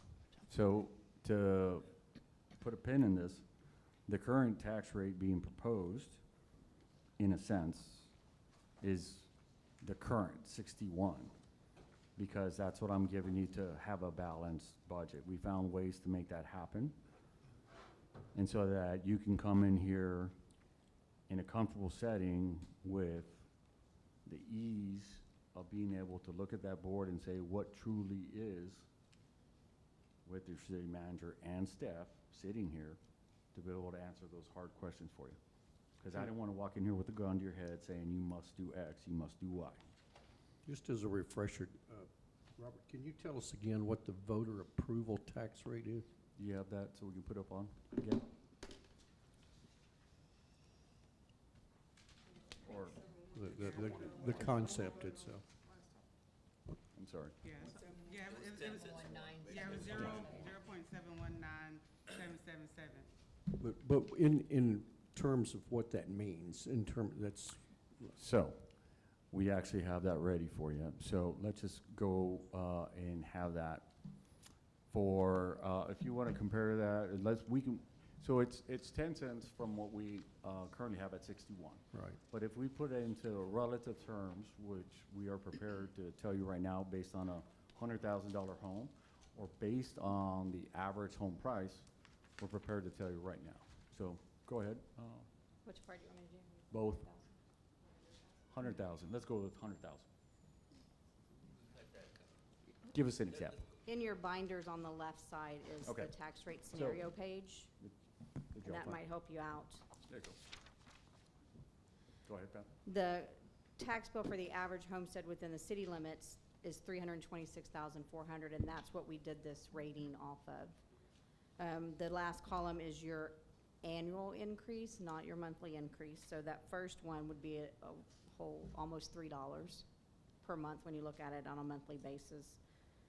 The voter approval rate, if you'll look at the column that says currently in the budget, and then the additional revenue based, if you go to the voter approval rate, you'll add $909,000 to the revenue. That's where you'll be able to fund the items that are on the board. If you stay with the current tax rate right now, you'll see that we're at a negative $271,000. To give you an example of that, when we did the budget last year, gas was $2 a gallon. This year, it's $4 a gallon. There are some things that happen that you can't plan for. And then there's also the over 65 freeze that affects that number. So if you look down that column, the additional revenue base gives you an idea of where you might need to be based on what you choose to fund. On a $100,000 home, it is, if you stay with the current tax rate, it's flat. If you go to no new revenue tax rate, you get an extra $10 expense per year. If you go with the voter approval rate, it's $100 per year more on your tax bill, based off a $100,000 home. We have $100,000 homes here? Well, there are some, yes. Oh, yeah, yeah. Oh, yeah. Oh, yeah, really easy. Yes, easily. Really easy. There's probably less of It's those not than long. there are $300,000 homes. I'm guessing. Probably, yes. Yeah. Yeah. So I No, think probably because the subdivision, About two I above. just went through. What's that one Harvest that's Ridge out? is the only one that's got them No, now for it's about one 100. past that, it's a newer Well, one. And that was Just give me a number. What's the value? 500,000. Yeah, and you could extrapolate from Yeah. 100. That was the other idea too, if you needed to. 20-foot ceilings. I don't even have that tall of a And, ceiling. beautiful backyard. So, Mayor, while she's doing that, can I ask for one thing? Can I just go through some key points in here, and I'll be fast on these slides. So I know that that's the next item on the tax stuff. Those are great questions, but I just want to go through real quick stuff, right? Which is a quick, not that this is gonna be glossed over because you have the book with all this detail. But in summary, with a lot of this stuff here, again, I just It's gonna summarize all the funds, obviously, and just putting these numbers in there so that you all will see what we're talking about with this budget that's coming up, right? And so, I know y'all can sort of read that, but, me not focusing is y'all trying to kick me off my game, but it ain't gonna work. I'm back on my game. Knock his papers off the floor. I'm sorry. So, back to what we're looking at. So, 2025 actuals, with our adopted and proposed, so really what we're looking at, is, $32.5 million. We're down, 6.7% versus, FY '26. We'll discuss that. Revenues, down 5.6% versus '26. We can discuss that as well. Revenues over expenditure, $1.7 million, but we're structurally balanced. We can explain that as well. These are jump-off points that, just points that I wanted to make in the budget book itself. General fund, obviously a proposed balanced budget, but in there, as you break it down, you'll see that we are talking about a $17.7 million. So as we're walking around, discussing it, that's what we do have. 58% of it comes from taxes and franchise fees. 14% from development fees, 12 from grants and transfers. You got utilities at 10 and fines, 6%. And then you split up between your departments. Obviously, police taking a large portion of that, and so we start breaking it down. Notable shifts that we identified: property taxes up 257,000 to 6.55. That may seem as sizable, perhaps, but in the grand scheme of things, it doesn't shift the needle. In fact, we're going to talk about how the freeze of the 65 plus has really hit us right in the chin. We'll explain that, but it really has. Sales tax revenue is down by about 10%, and we really need to watch that because we are really different than other communities that are around us, and sales tax just makes us very susceptible, unlike others. And we'll name it like a Maine or a Bastrop. They just have just others. Professional services, which obviously is a big difference with the SD3, the transition changes the game on us. So property tax rates, those are the ones that we were just discussing right now. So great anticipatory question by all.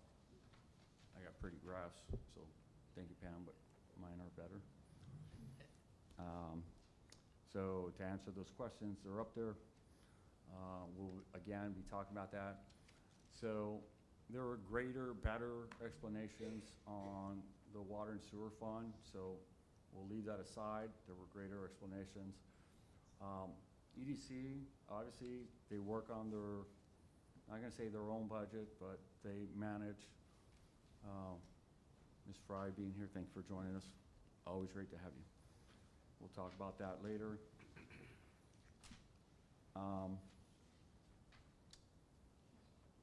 My own office, I do want to bring this up because you're going to see it in there. This is going to be a recommendation.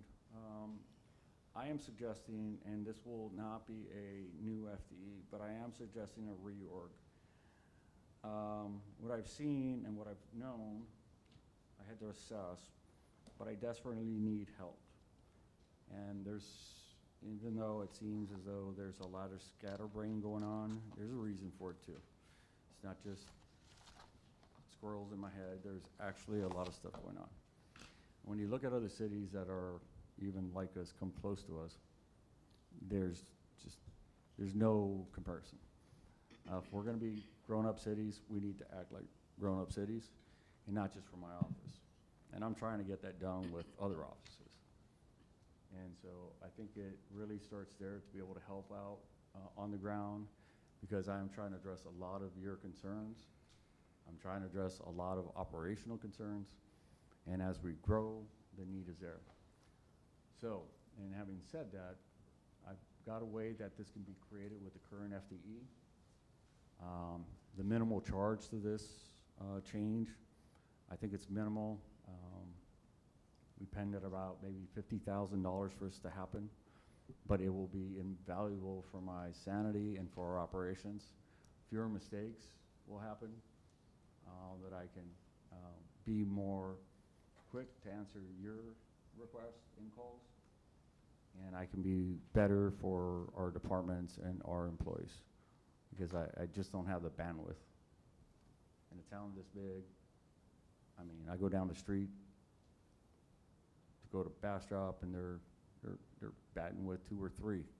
I just need 1, right? And so that's my request, is just to do that. Like I said, I don't need, I need to reclassify a current FTE, and that's what I'm asking for. That'll solve a lot of problems. And it's going to create opportunities for people that have been with this organization for a long time. And so we'll get to that when we need to get to that, but yeah, that'll be an incredible opportunity for a lot of people, and an incredible opportunity for our staff and for you guys as well. I'll explain when we get there, but I got to bring that up. The item also in there, you'll see communications. That's really a move, and so Sonia will be on the move, not physically, but organizationally. So obviously we have Marcial, welcome again. So Marcial, as PIO, will be directly under me, and so as that goes, so does Sonia. They both will. Marcial is now coming in as a supervisor of Sonia. They come in as partners, and so both will answer to my office, and so that'll create that common team. So that truly will be no extra cost. That'll be just a reorg real quick. Then there's some notes on why the budget of the executive is down. One key thing, ESD. If I need to explain that further, I can explain it, but I think that's a rather simple mathematical equation. Staffing highlights, total authorized employees, 183. Total FTEs, full-time equivalents, 156.5. If y'all see a half person walking around, let me know. We're still trying to find them, or her. General fund is 132 of them, 21 and a half divided by 3. Kidding, that is the 3, 2 that we can't find over there at EDC, but 21 and a half at the utility fund, or that's being paid out of the utility fund. And so as the notable restructure positions that some I named, and some that have been asked for that you've seen outright, the IT position, the custodial maintenance tech, the assistant police chief, that is notable in a way that comes to us by way of another reorg.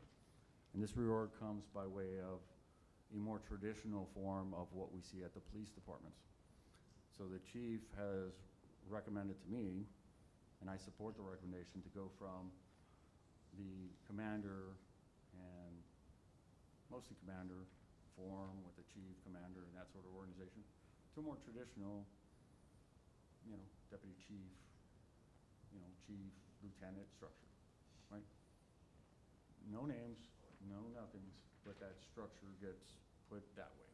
So that's what I'm used to. That's what I'm used to seeing. That's what most cities, to be honest, are done that way. So when I heard it come from his lips, I'm like, thank you, because commanders, to me, that doesn't translate well. It probably doesn't recruit well, as I mentioned to Pam, because I don't know if that's a step down, or like if I go to my next job, like how do I describe that to my next person? So that's going to come to you in greater detail, but I support that idea, and we'll work that forward. The records clerk we talked about, juvenile case manager talked about, facilities positions, and the police lieutenants and cadets. That was, again, up on the board as we find it today. Those are budget items. So I think, sorry, yeah, I'm telling you I'll follow along and I don't click. Sorry about that. Last thing, last slide.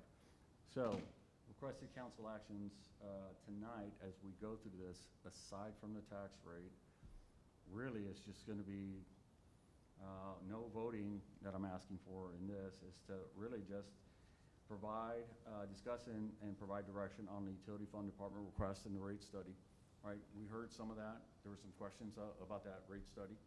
So you're gonna provide some detail on that. You're gonna review in the packet the EDC budget that, you know, the EDC board has seen, and so that's gonna be in there. Devise revised direction on the proposed 2027 operational balance budget, which this is this. You're gonna take it home, you know, kick back, relax, glass of tea, see what you like, don't like. And the last item, which is your next item, is discuss property tax rate options ahead of September public hearings.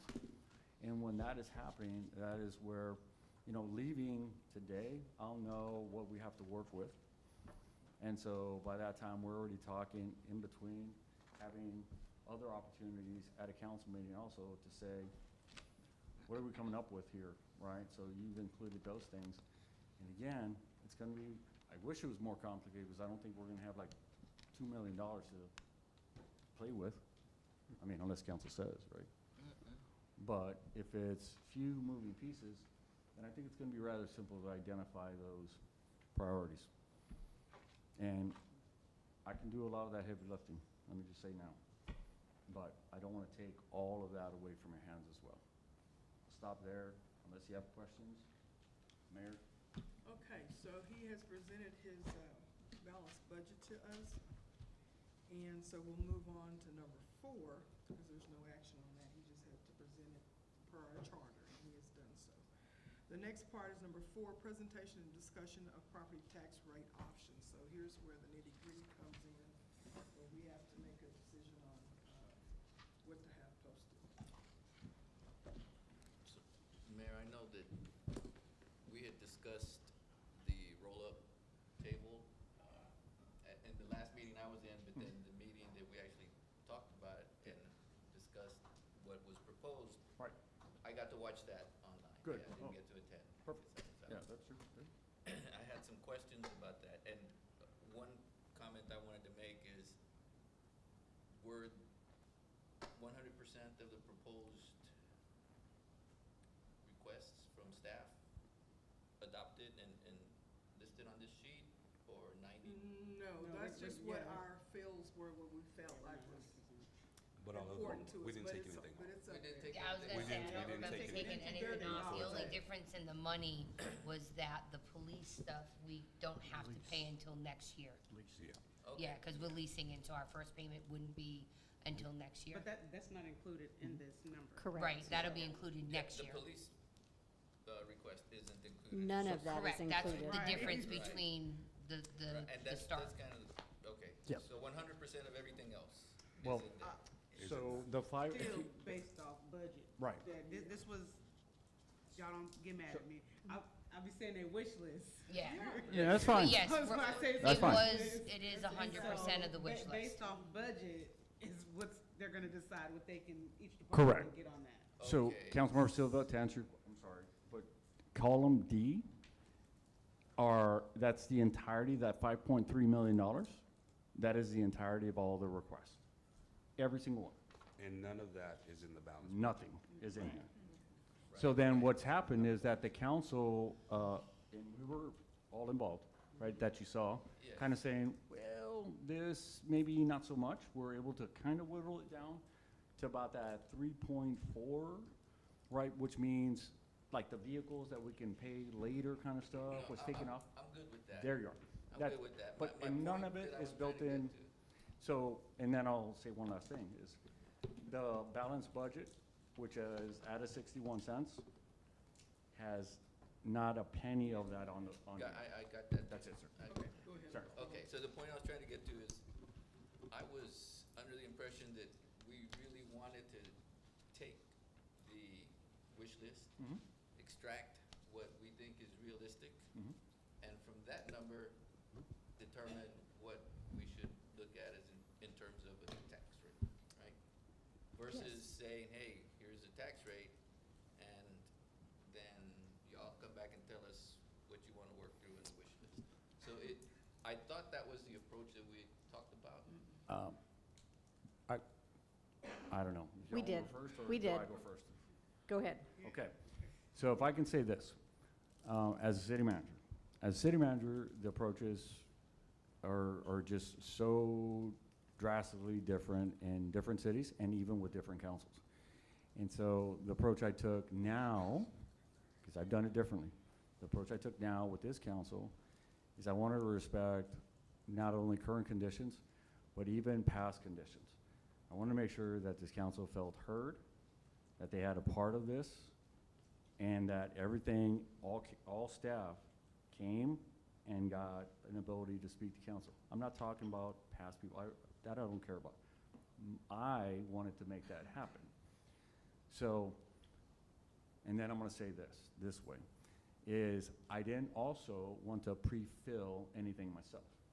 Right, I purposely left it at 0 because I could have said, I want to put 68 cents because I, as city manager, which, to be honest, the full authority is there. Right. That's vested in me.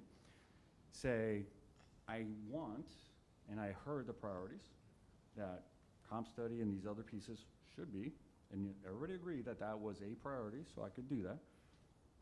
And say, the budget that I'm presenting you today is built on 68 cents. And so, here's your budget. Here's a balanced one. But here's your budget that I'm proposing at 68 cents. But now you're walking in with a gun to your head, saying, if you don't give me 68 cents, these people don't get pay raises. So who's the bad guy now? Right. It should be me, not you all. So there's different approaches, and I said, out of respect to the processes before and the way we can start a couple different ways. So I thought it's simple this way to say, 117 gets you this amount. How much can it be talked about? And then from there, I can tell you now, as much as you can give us, I know the priorities. We know the priorities. And that's the easy math on this. It really, because the other way, it really leaves you guys out. And I'll be honest with you. I respect the approach you're taking, and it must be my misunderstanding, or I don't know if anyone else on the council Yeah. remembers us talking about, let's go through this. What I heard you say is we all agreed on the number that's up there right now, and I don't know if that's a actual true No. statement. We agreed that it can be up there, we didn't agree that it was. That we're gonna spend. Okay, right, and that's the part that I'm trying to get to. I thought we're going to look at that and say, okay, let's look at it now more realistically, and we I think And we we can do stated that. our priorities, and that's what our job is tell him what the priorities that we have, and then he gotta figure out how to make it work. And I think we can do what you're Based on talking about what kind of money we gonna get. a little bit more now too, because I think before we didn't have the proposed valuations of the property. So we couldn't go too far into depth, but now we have that, and we can see what these numbers will actually bring us. So now we can do what you're talking about. yes, and I got that, right? This helps us learn the impact to the citizens, the Yes. constituents. And speaking of that, I mean, and this is relative to this, that there is even some history of the tax rates themselves that are relative to just a couple of years ago, from what I understand, that Pam or anyone else can speak to. I mean, Bo told me the story of how the rates were, right, Pam? If you want to state that fact of where they were brought down to the 40s. 49 cents Okay. during my tenure. And because there's an ability to do it, right? And so now we're playing almost catch-up, right, in a sense. And it definitely benefited the taxpayers at the time. But the cost of everything are so far ahead of you now that while you're playing catch-up, it's almost seems like we're hurting the citizens on them. But when you look at it as, and this is not a business that we're running, remember, that was the water rates. What we're saying is, we're just trying to pay normal bills. Normal bills. And we're not trying to make any profit at all. We just can't pay to put gas in vehicles. Because, you know, we're on a $2 budget, and it's $5 in gas, as an example. And I'm using those terms, right? but because that's where we're behind. And so, again, I'm not here to sell you any number. What I'm trying to sell is the places where we're coming from, and the reason why you even recently had to do some, I respect that too. Look, I watched last year's council too, and that was a struggle. I get it, right? But you're also coming back, last year was the same struggle. You're trying to pull yourselves up from that 49-cent too, right? And I'm not saying do the same, but I'm saying your struggle is still present.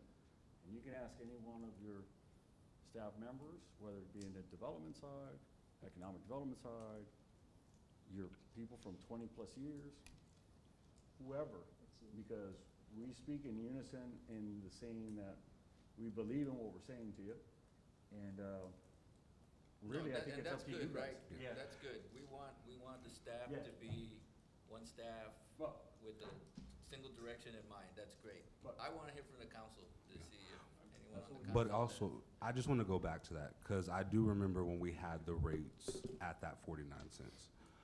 Can we unpack that a little bit and how we were able to do that? And I think we did a quick synopsis, but I think it's very important for council members and for our citizens to understand how we were able to do that back then, and then what changed to where we have to move forward and go higher now. Because I'm going to be honest, that's been a struggle for me, sitting on the council, seeing it go from 49 cents and then to the 60s, and now we're looking at some 70s. So I think it's just important. I think I understand don't know if I can it, explain it correctly. but if we start the conversation, I think that's good. The higher your value, the lower your tax rate.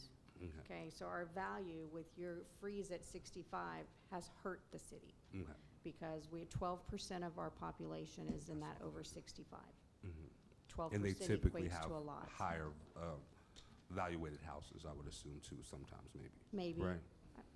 I don't know, it Maybe. doesn't break it down to tell us Okay. I'm just particularly. assuming, that's just assumption. So typically, the higher the value, the lower the rate. Now that things are balancing out, and then you have some debt you have to pay too, so that's what's bringing this here. You've added, I say you, council has added different things. I'll speak on what I know. Say, for example, a COLA. You've added a COLA to, and staff doesn't disagree, we appreciate it, but when you didn't raise the tax rate to pay for it, you cut something somewhere else. And that's something that people aren't talking about. Yeah. If you're going to give something, it costs money. And how long have we been giving and not getting? Roughly? So we can kind of quantify it in our mind. I can give you an educated guess, I'll take it. 10 years. Okay. Yeah, and so again, perspective definitely helps when kind of making decisions on that, to be able to not kind of go back, for sure, in decisions. We're trying to not just forecast, but make plans for today and tomorrow is the reality that we're finding ourselves today, right, unfortunately. And what we'd like to provide you is whatever information we can so that we can make the best decision. And we just don't have that decision. So we know another thing as well, and the reason why I asked Pam about the freeze on 65, just my limited time here, what I do know is this, because I was even told by Isaac himself, former interim, I guess. You know, when that freeze proposal was put on, and which I think is a great thing, it's a smart thing for sure for communities. You don't have an exact, that's not an exact science. And so when that happens is you don't know how to really estimate too well on that until the following year and when the bill hits you. So it's almost like going shopping and then you're already checking out and you've already consumed all your products and be like, oh, wow. So bill has come I due. don't shop like that. Well, I hear I'm you. glad. I hear what you're saying. So what's happened is bill has come due this year, and it is way more than we thought. And so now we can use today, this year or last year's projections to base it forward, and we're gonna be as conservative as we can be moving forward. We know it's a growing population, but that doesn't answer today's issue for us. And so, and don't remember too, I mean, this is all not Knox. Guys, well, also, I'm proud to say that there's $2.9+ million in your general fund reserve. That's not a small feat. That's a kudos to you all. Do we have that impact the number for the 65+ freeze? The like number of people or the dollar? The dollar amount, or like an estimated? Well, if you said 12%, that would be 12% of Oh, Of your taxable value. Taxable value. I think it's on line 22 of the TNT form, which I didn't bring with me. I apologize for that. Page 15 has a population age group number. And then I want to share, I think that tax freeze was done in '21. And so in '21, you look at the values in 2021 versus the values in 2026. If you were 65 in 2021, in 2026, you're still paying at that same value you were at in It's 2021. frozen. Your tax doesn't go up, even though your value does. And so as property value has increased, also the population has increased, and people are aging every year, Right. that hurts. And I this- think only the school district tax goes up, right? The school district is where, in my opinion, should be. Yeah, but again, the taxing agency that gets the biggest brunt of cost of service is your city. Mhm. yeah. So your school, God bless them, they do what they need to in the school side. But your police, sometimes your fire, but your roads and everything else is provided by your city. Okay, and my only point was that I was personally gonna rely on whatever number we came up with of agreed to and necessary buckets, so that I could say, okay, now I've got a number that I've gotta estimate based on 1 penny equals $177,000, right? That's how I would approach it, because that's what I thought we were gonna do. But I think now we're looking at saying, come to a number first, and then we'll figure out what's happening over there. Well, we can still reference it. That's a more, I know it's more simpler in nature, but the only other approach would have been that I already come to you with a list of goodies that I think we need, and then force you guys to say, or me force you to say, the only way that we can pay it is by telling you, I need 6 pennies. And I didn't want to do that, because I can tell you right now, I can do the math right now and tell you what we can do, because, again, to get comp study, Yeah. Pam, how many pennies we need? A whole 7, bunch. 6? Page 63. We can. Sorry, that wasn't the right answer. Page 63, I know that's kind of difficult to read, but I have put your new request charts in there for both funds to make it easier as you kind of go through to decide what your priorities are to help figure out what that number should be. We need $655,000 for the comp study. Okay, thank you for that number. You're welcome. Because I don't want to speak for the entire council, but I think we were on the page of the comp study, so off the bat, we're already looking at 655? Yes, Okay. and I have already started the process to be creative, to find out different ways of implementing that. Okay. Yeah, but this isn't getting us what you And then Pam, when we're looking at this tax scenario one, we want to look at the additional revenue based? Correct. Is that what we want to look at? Correct. Okay. So already we're kind of looking at number 6, just for the comp study. And if you want to, sorry, if you want to figure a different calculation, I have Dodie here. It's high. And so what are these calculations that we're looking at? The value of the property, and what the different scenarios do. Oh, Oh, what it will On do a to that $500,000 increase. home, it's $500 a year. yeah. Like what it would be if it's for a $500,000 home. And that's under that scenario 8, voter approval rate? Yes. Okay. And like, there's not a 67 in here. If you want to know what that 67 does, we can walk through Calculate that. it. And remember too, for tonight, that's the question, because it may be like that solves or gets that portion of even the budget, but if we wanted to do more, city manager? can you go back and counter the budget, get us more between now and the next meeting?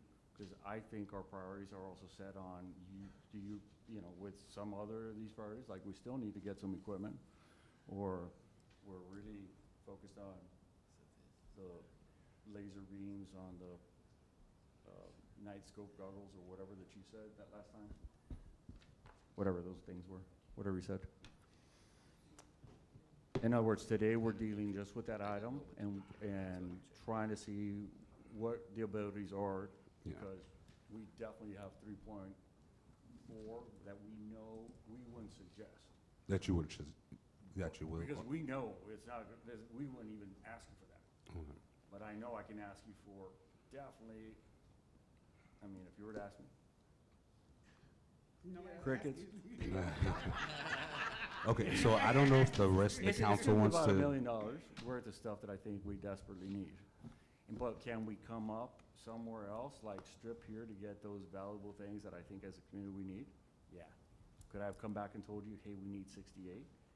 Heck no, I wouldn't have told you that. okay. So I'll let the rest of the council jump in, but correct me if I'm wrong, we're leaning towards the comp study. Yes? Maybe? Possibly? No? Not without the detailed data that I think I may have just gotten. I don't feel confident in increasing anything at the moment without, unless I'm talking about something else maybe. No, to pay them, yeah, to pay them at market. Yeah, no, is- I need to see the details. I got a very basic version of it, and from what I saw was that our salaries were aligned. And so I'm not sure why we're so focused on making sure that everybody gets raises. They already get COLAs, which is more than what most of us get, because I know I haven't received a COLA at my work in the last 4 or 5 years or so. And so without looking at that data, no. So you're leaning against compensation? Okay. But So I that's thought somebody. at this point, what we were doing right here is just trying to establish a rate that he could walk away with and talk about. Yeah, and so that's why I'm just trying to get kind of like an overview of like what our priorities are, so we can kind of lean into Okay. a number. And if we were leaning towards going with the comp study, we already are kind of looking at scenario number 6, which would add the 656,000 to the I need more general time fund. to look at that information before I can say yes or no. No, Because like I and said, what respect I that. saw was that we looked like we were pretty aligned. And- But we're under the gun now Yeah. for, So we Right, and- gotta do something. Yeah, we have to establish a tax rate. and As he said, if we establish something, then they will work backwards to Right, which is what- accommodate what Yeah. makes the most sense. And It's Pam- what we did But last we year. can't just stop. Pam, if we we have to do establish a something. tax rate, we're not held to it, right? thank you. Correct. That's the Yeah, question I wanted to yes, ask. because what we did You last, know, well, I mean, but You we could kind set, of are. we could because- set it higher, but we could lower it. You can't go above 71. Right, Right? right. And what you established tonight is what goes on the posting to the public. Right. So we right. don't want to put 65, we don't want to say 65 cents tonight, but And then then you go to come back 68. September 1st and say 71. right, isn't that what we did last year? Last year, we set it at the highest did. initially, and then we talked about it, and then we ended up voting later Okay, on. so let's be clear, we're not establishing a tax rate tonight. Correct. No. Right. You're given a We are going to be proposed, giving direction to the city manager to use a certain number The and go post. back and make it work and see what we can get. Yes. And it will, what we say tonight will be posted in the paper, and we can't go back and change that. Right. Right. Okay, Correct. Because it will already been posted, that's what the public hearings will be on. Right. So we are only giving direction on a number for the city manager to work on. Exactly. And for the public hearings to be held on, but when we go to actually vote on it later in the budget process, it can be different from that number. yes. No, no, it can't. No, it can. No, wait, I thought it can. I thought can be we lower. It can be low. It can be lower than the 71. Robbie can't. Okay, but we can't go Right. higher. Which than- is why last year But we we set already it at the set highest. the ceiling. We set the ceiling for the 0.71977. Correct. That's It already can't- been done. Right, it can't go. Can't go past higher than that. It can't go higher than that. Right. So tonight, if we were to say, we're setting this is just for the We're newspaper. considering. Yeah, it's just to be posted. Exactly, We're not yes. setting, we're Well, just no, giving I'm- a direction. Right, Yes. direction, So okay. terminology is correct. Right, because I'm getting a little, I don't want to say confused, because I'm following, But it sounded like we were setting something No, tonight. we're not setting anything, that's Okay. later on. We're setting something for the newspaper, Right. not for the public. We're not setting, Just the we're giving a newspaper. direction. Yeah, There we're you not go. setting. That's it, we're not setting, I can explain this in a simple term. go ahead. Thank you. You're welcome. If you're looking at this, today's tax rate, you're showing a 200,000 deficit. So we know we have to go above that. We know that this budget, based on that dollar amount, is going to bring you a deficit. You do not want to pass a budget that has a deficit, right? Right. It's not balanced. Right. So you know you've got to go up a little bit from that number. So y'all came You up know with you a should scenario. go At up, least not that you have 1.5 to. cents, that's, Something. yeah, because Right. 1.5 Now- cents would put us above 200,000 by a little bit. Because 177 for every penny, 117. oh, 117, okay, well, never mind, So, that would so, be so y'all know 2 for cents. sure, you So- shouldn't be looking Okay, at again, I 200,000 think or we just need to Time. just, Time. Let's reset this. 117. So, go. Okay. So, thank you. So, what you've received, to be clear, let's roll this back.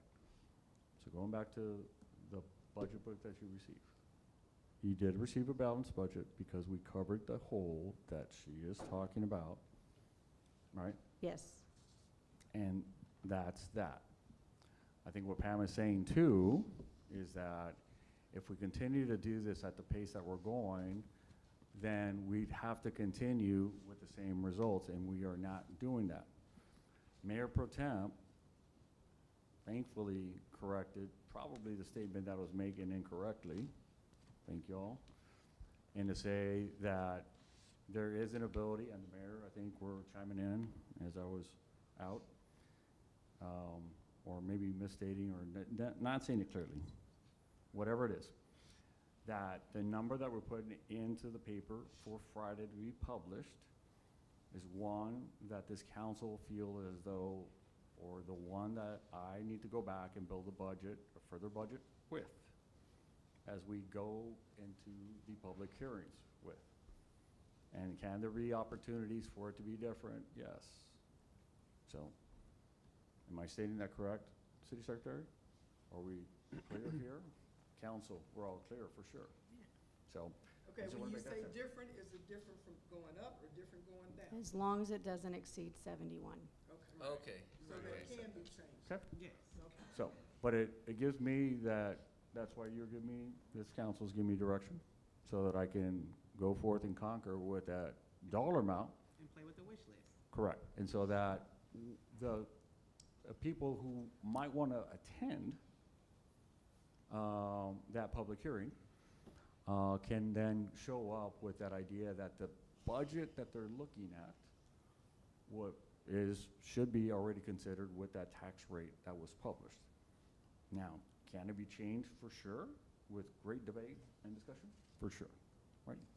But I do need a working number so that I can go back and conquer based on wish lists as well.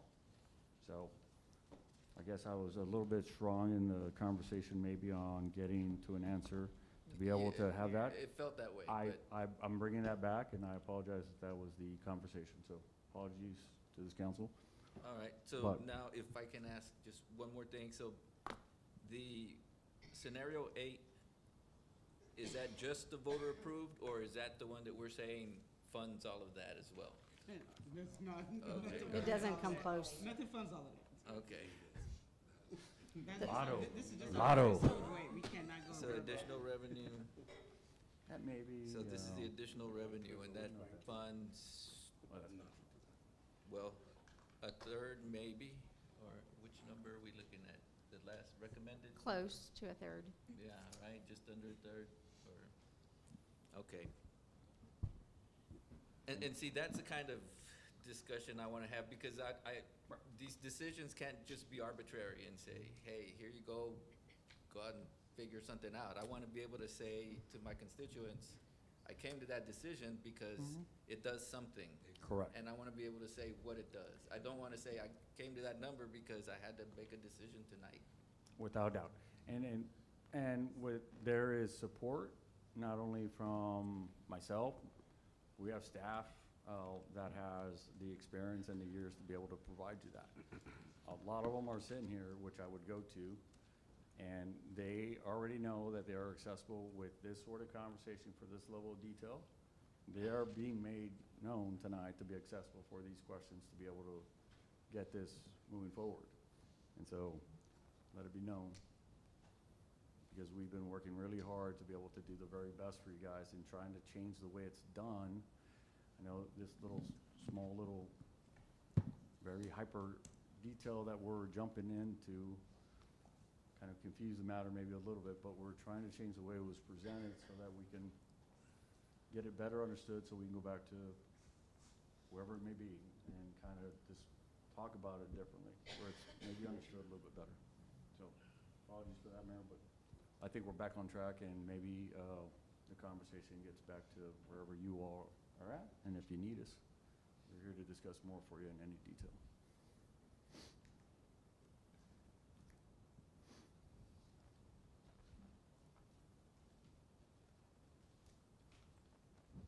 Council? Yeah. I'm waiting for someone else to join the conversation. I don't wanna hog the conversation. I'm just still trying to wrap my head around it. It's just so many numbers.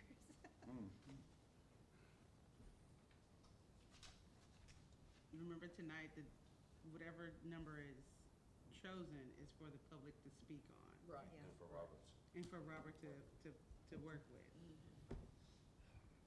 So are we at the point of somebody proposing a number? Where we at? Yeah. Right. Or debating, I Do- mean, there may do be some we- debate on the number. So, Mayor, do you want to hear staff's recommendation? Yeah, I was gonna say, That's- where's staff recommendation? That's what I would suggest. What do y'all, wait. Don't say what's Pam's recommendation. How about, let's do What what, is staff recommendation? city that Pam is leading? managers. 'Cause she What is voiced. the city manager's recommendation? what is mine? Let's see if you're right. What's the city's staff recommendation? No, he said City managers, not Pamela Anderson's. Sanders. Sanders. Sanders. 66. Catch it. 66? Sanders. 66. I know there is hopes for something grander. We can make it work. We can make anything work. That is correct, we can. Yeah, I was kind of. I was thinking 68 too. I'm at I was thinking 60. 68. If council can help with that, we'd I'm at be 60. grateful for it, but Potential with 68, because it averages out to about $28 a month if you also consider our utility rate increase. Yes. And that's not that bad. It also leaves us with like 510, and again, let me be the evil one here. If all we're getting is 510, I'm not putting it towards salaries. There are things that this city no, there's needs more. that are more important than a compensation study. We need equipment, we need other things, and I'd rather that money go to that. Fair. And if we can get benefits, I think. Good. Yeah, I'd be happier with trying to look at maybe some perks and benefits and whatnot, but I think I'd be comfortable with tax rate number 4.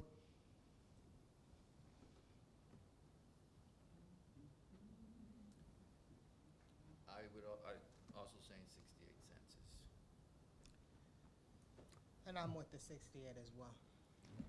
Well, somebody needs to make a recommendation. Yeah, I thought you were gonna say motion, I'm sorry. No, I didn't say motion, I didn't say motion. If we want to debate that on the council. Council Paul. That's our nickname, by the way, just not ready. Unfortunately, Elgin's at an awkward stage right now. We're having to pay ahead of time for the growth that we're experiencing. I compared Elgin's tax rate to some of the surrounding communities, and Maynard's at 83 cents right now. And look at their tax base, commercial tax base, but they're having to pay ahead to cover the infrastructure and stuff that they need for the growth they're experiencing, and that's what we're having to do. And plus pay for some of the past. Well, And we don't have a lot of sales tax revenue We don't have the sales compensate. tax revenue or the Or, right, property property revenue to tax revenue. I compensate. mean, to be honest, I mean, y'all done a pretty good job, because we're not in here discussing a $1 million hole that we're trying to dig out of. Right. We can start Right. there. I mean, we're blessed in that sense. But can we do better? I think so. And so, And, Round Rock has a 32 or 33 cent, but they also, their average home is $400,000. And they got And a they lot of have money a lot from of the sales sales tax. tax. Well, yeah, a Lots- lot of lots sales of tax commercial money. tax A lot of base. sales A tax lot money. of We money. don't have Use that. tax. Billions. So where are you going, Liston? I'd say 68 also, but I would argue for the comp study to be fulfilled in terms of, my theory has always been, and I preached this 30 years ago, is that you have to take care of these employees. I concur. Because they'll take care of your stuff for you. And I still say that we lose more by this constant turnover and those folks leaving I sent here that to you. to go somewhere else. We don't realize the loss we suffer in terms of, even money-wise, you know, Yeah. so. So we have those calculations ready to go for all It was of y'all about to see. 200,000. Oh, yeah. Is how much we've lost in Per people leaving for employee. someone else. Yeah. Per employee? It's staggering. Yeah, I mean, based on Like if they leaving stay- and recruiting and retraining and the history that leaves. Yeah. SHRM had an article that said it was around 200,000 for every turnover. Yeah. in the city. Based on our city volume, It was just a Yeah, generalized. that's I was what gonna I say, was- Yeah. is it more than the city staff earn? See, Oh, yes, it's- yes. Wait, no, I mean, Except our city manager. I Yeah. got it. The Take me out. The comp study will pay for itself if we do. When we don't suffer those losses, it'll pay for itself. You do make a good point. No, I think, in my opinion, I look out here and I see people that I know I've seen here for a long time, that I know Dedicated. have dedication, right, to the city, and I appreciate that. And so, But you also see all the new hires. well, yeah, there's new people, but I think we've made some new positions. That means your HR department is strong. Yes, you Damn. guys, we're keeping a lot of staff. I mean, that's what the study told us, right? We do a good Correct, job of yes. retaining. Our turnover rate is very low. So what do we need? So I'm hearing that we need to direct the city manager for a tax rate of .685873 to prepare a budget on that. And then that's the rate that will be posted in the newspaper. Is that what I'm hearing? Yes, ma'am. yes. Yes, ma'am. Yes. Message received. All right. How about you? Yeah. Maybe, Do we need a, let me know. okay, we're going. That's the honorable. I was gonna say the honorable's coming back. Kind of like looking at you, it's kind of like starting to leave. Oh, Oh, we do need a if motion. you didn't make a motion. Okay. Okay, so I'll make the, Somebody say so. I'll make the motion to direct the city manager to present the tax rate of 0.685873. And I'll second the motion. All right, so we'll begin with Deputy Mayor Pro Tem. St. Pierre, yes? Mayfield, yes. Krim, yes. McShane, yes. Hymus, yes? Gibson, yes. Silva, yes. Love, yes? All right, motion carries. This is always the hardest part. Because we gotta say it just right.